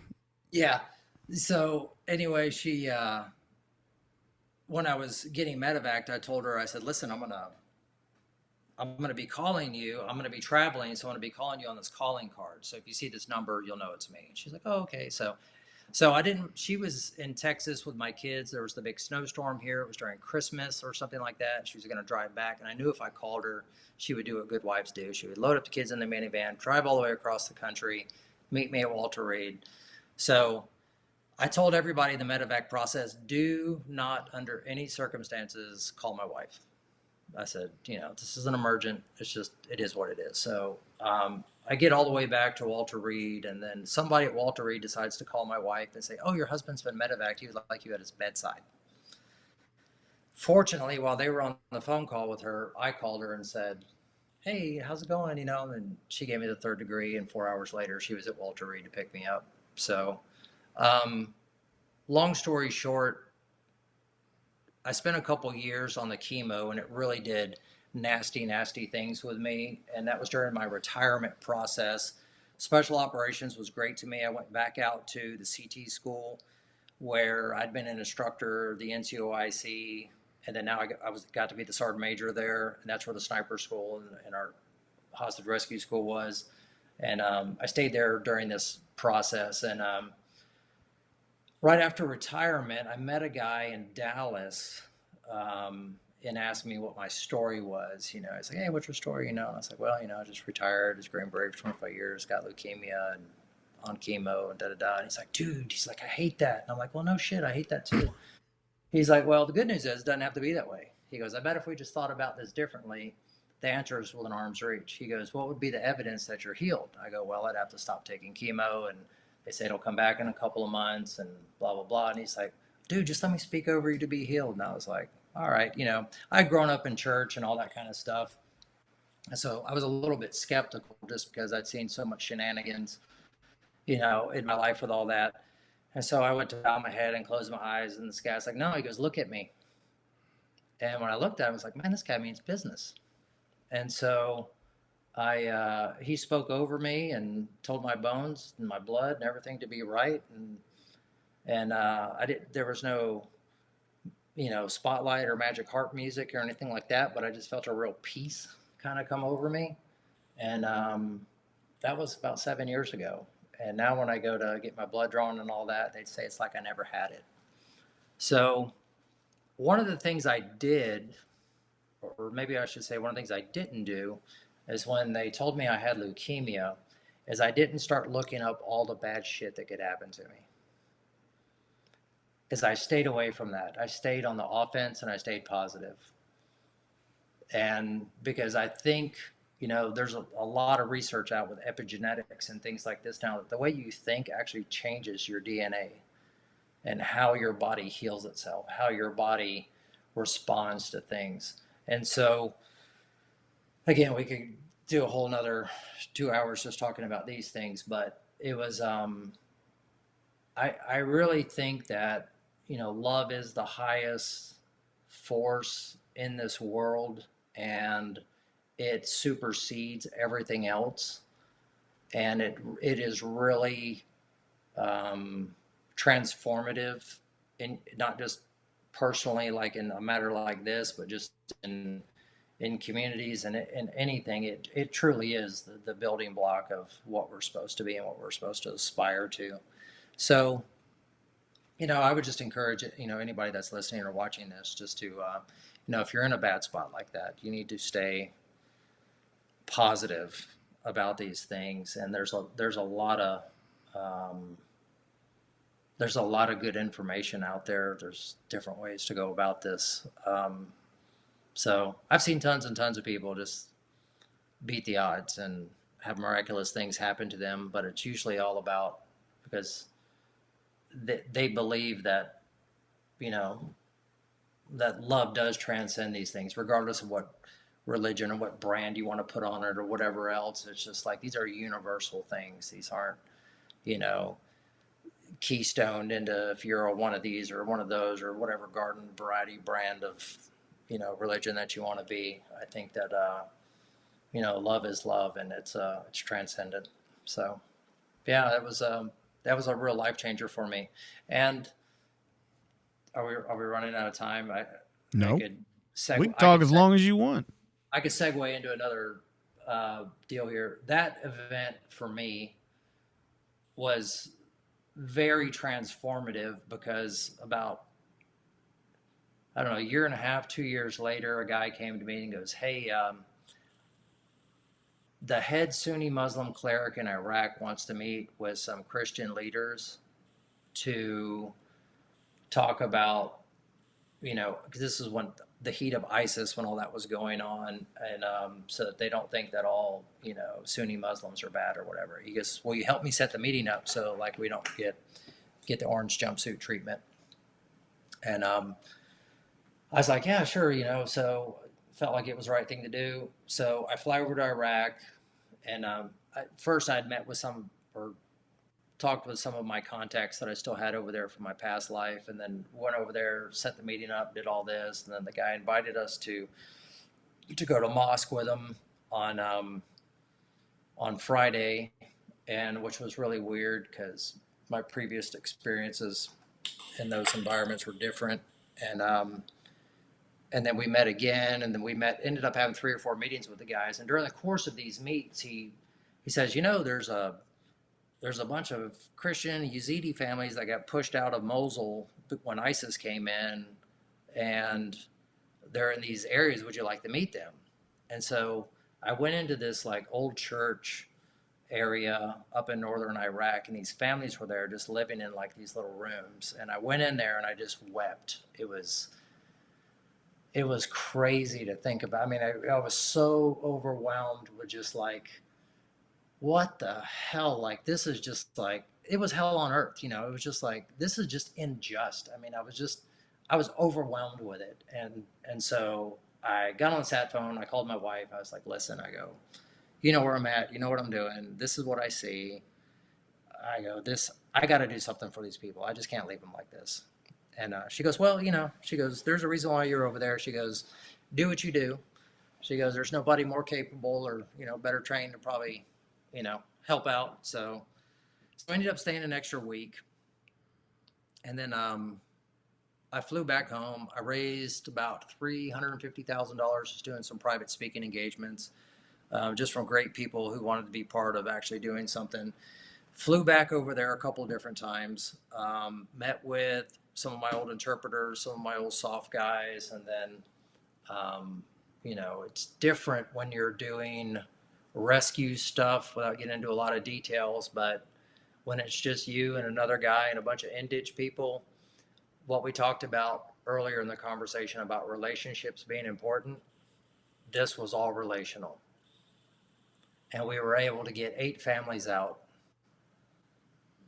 out from under that, get them processed, pulled a bunch of strings, was able to get them visas to go to a partnering country that nobody else could get into, got them in there, got them set up in apartments, got them jobs, and, was able to do a hostage rescue, if you will, but by totally different means.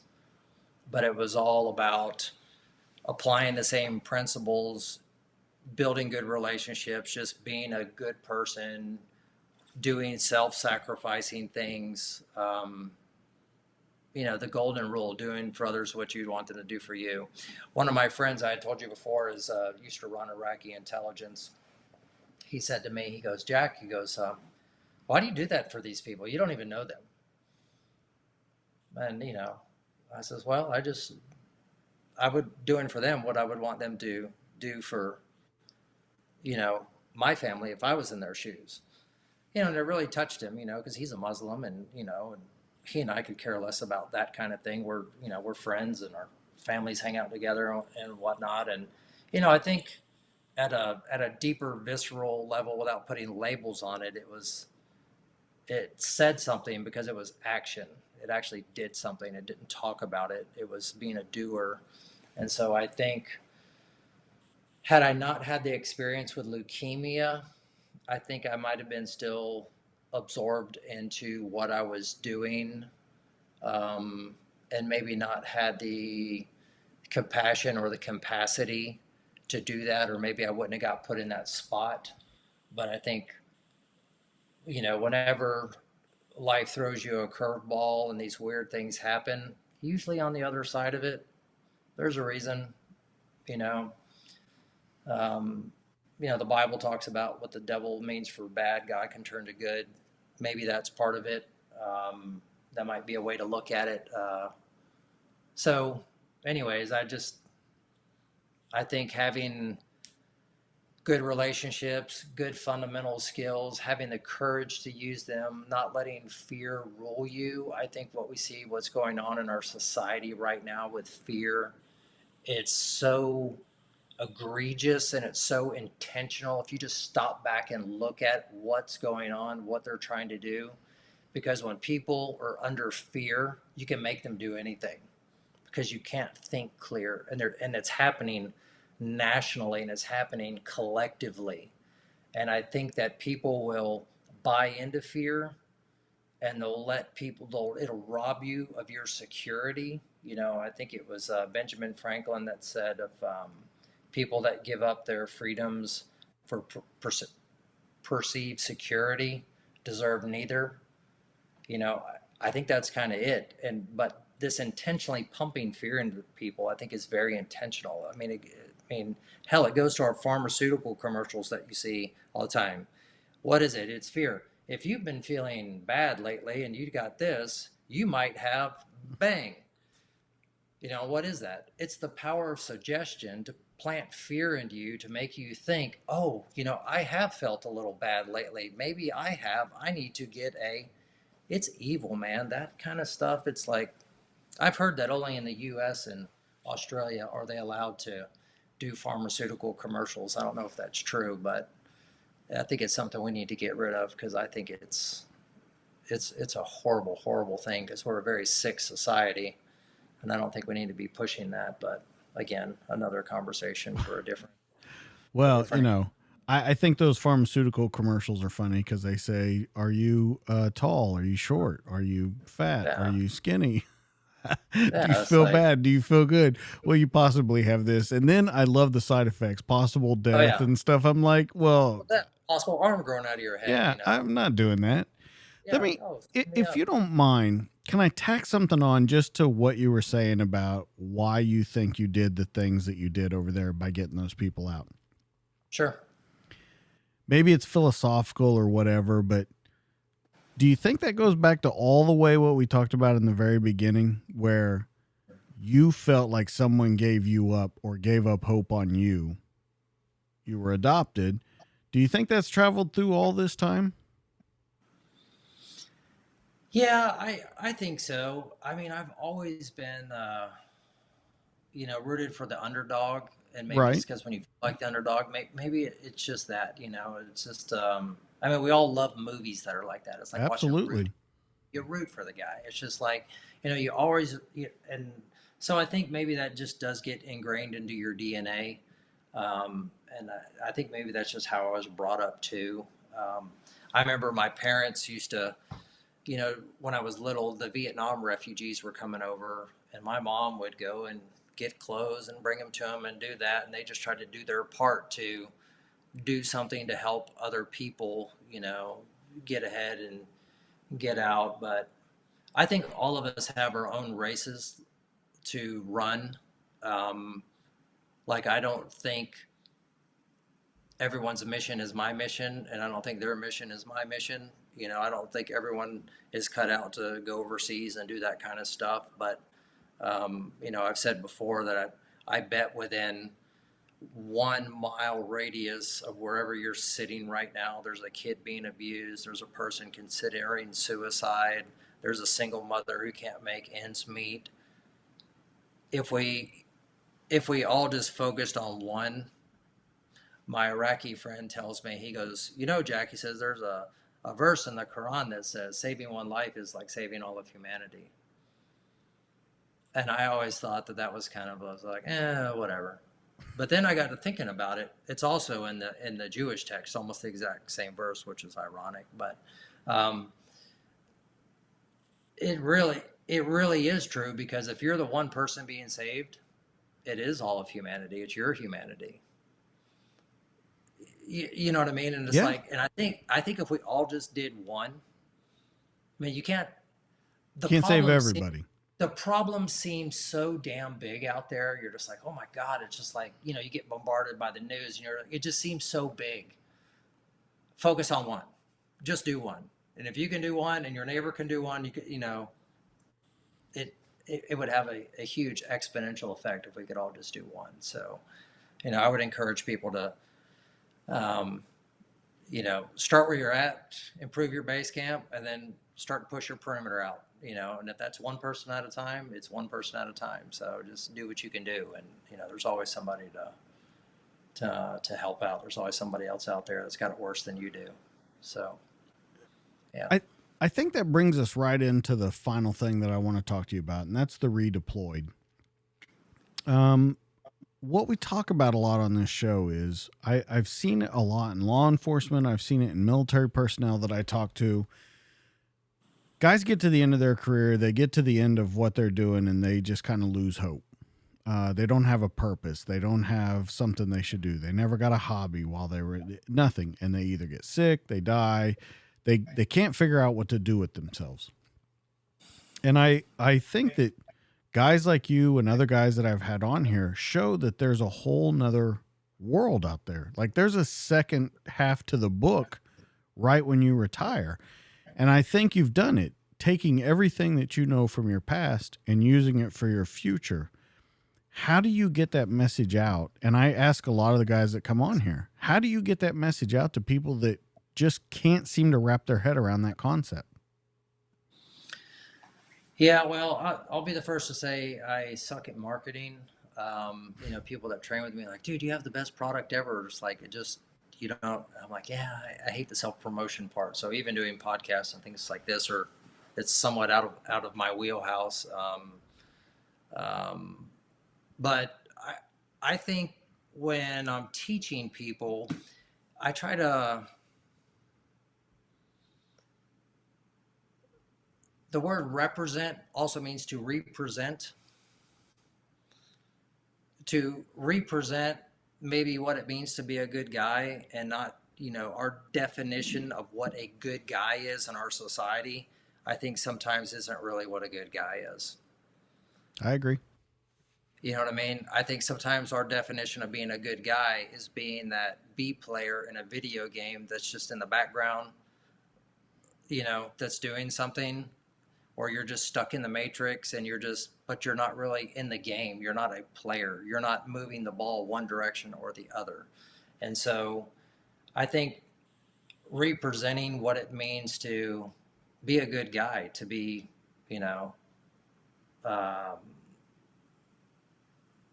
to be, I don't want to say the word to be a tough guy, but it's like, I think at some point as a man or as a woman or as anybody, you have to have skills to be able to stop evil.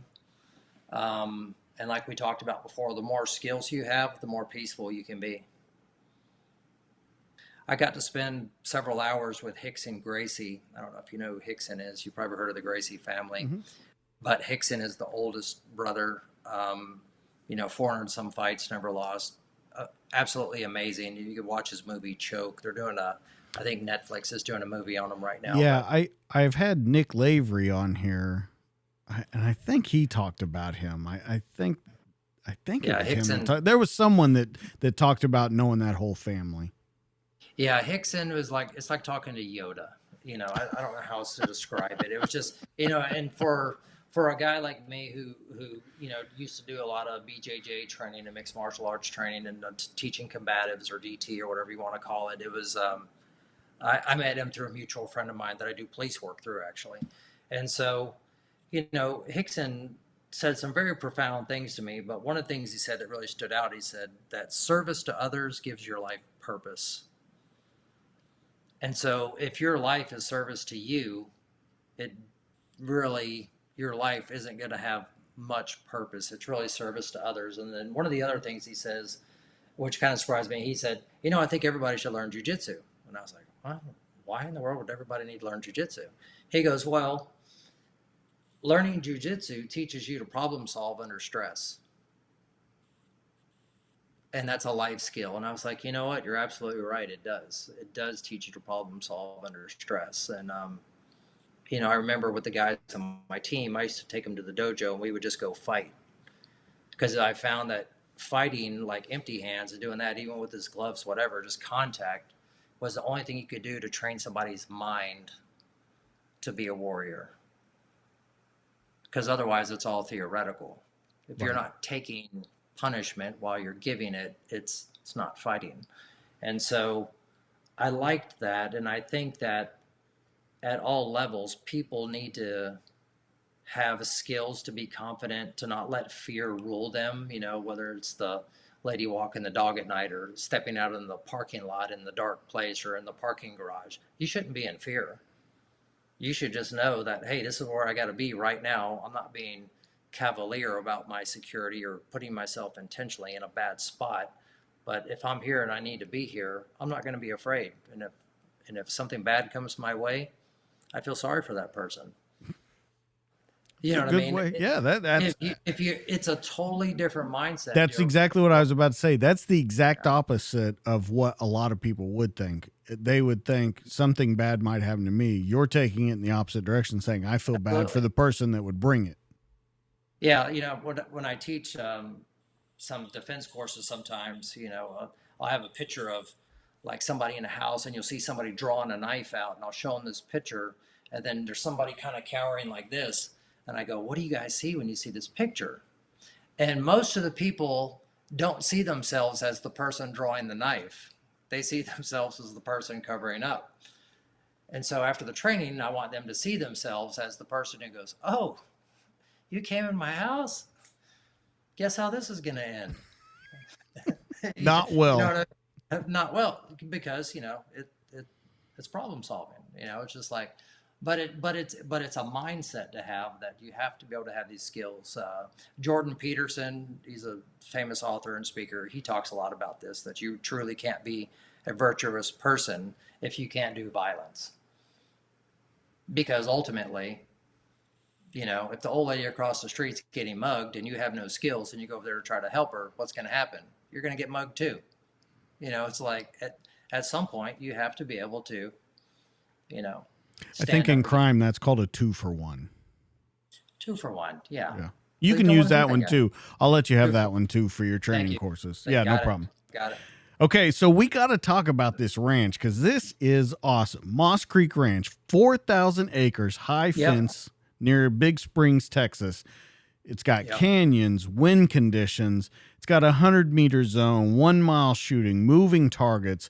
We got to talk about the sniper golf course, lodging, mess, gym. Everything is available on this ranch. So tell us how it is and tell how people can get in touch with you, because this thing is awesome. Well, they can get in touch with me through my website at the Redeployed there, theredeployed.com. They can contact me through there.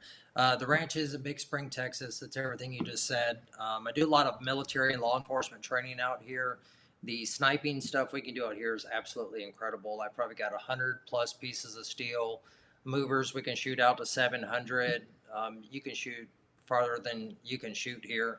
So there's plenty of that. The sniper golf course is really, really cool. We've got 18 positions set up on top of these different canyons, firing in different directions. So every shot, you get a cold bore shot with a different wind direction, with different size targets. And at each position, I've got a 1 MOA target, about a 2 MOA target, and then I've got an animal target. And then I've got a score sheet, just like you would for playing golf, that you can kind of score with your buddies or play it as a best ball or do whatever. But it's a good time. Like after I do sniper training for guys, like I just had some snipers from law enforcement come out here from the East Coast, and we did a week of training, and the kind of as our culminating event, we went and shot that course. And then I usually have a cool battle mug, which is like this neat aluminum mug with rails on it and everything that I'll have top shooter on it, and then put their unit logo on it or whatever, and kind of give that to the top shooter. But just gives us something to shoot for. But it's super amazing. I've also had hunters come out and do it. I've had father-son combos come out just to it's like shooting a round of golf, but for men. It's much cooler. So it's a really, really really neat facility. We also do a lot of driving training. I do evasive driving training for different military units, where I've got a bunch of cars out here, Crown Vics and different ones, where we pit and ram and do all that. For the military, I do a little bit different flavor than what you guys are used to probably in law enforcement. Like when you guys do pitting, you're learning how to pit people. Well, we teach people how to counter pit. If somebody's trying to pit you, if you're overseas, these are things you can do that make that a bad decision for them. So, it's kind of a different mindset. And then, but there's the weapons application piece of it is very, very aggressive and very practical. My training is a little bit different than I do than what guys are traditionally exposed to. Like I said at the onset, everything I do is on the move. It's hard to shoot moving targets, so I don't like to be a stationary one.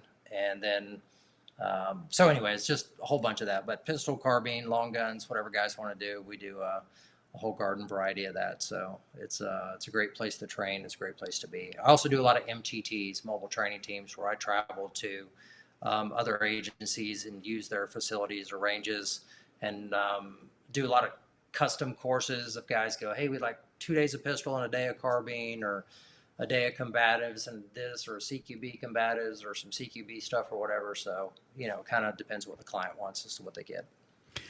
And that's open to pretty much anyone that wants to do it, right? Because you have it broken down where you have civilian classes, military classes, law enforcement classes. Yes, I'm starting to do more civilian classes. I've partnered with Scalawag Tactical. They make knives, but I started doing more civilian classes through them. I did one in Florida not too long ago. Also did one out in Los Angeles where we do kind of a pistol, knife, concealed carry type stuff. In fact, they're making designed a knife. They're having it made right now, so hopefully that'll be out soon. And then in conjunction with Scalawag, the owner of Scalawag, I have another friend who's a 5th degree BJJ black belt. Actually, I have two friends that are, but we're doing starting up an online training program called The Elite U.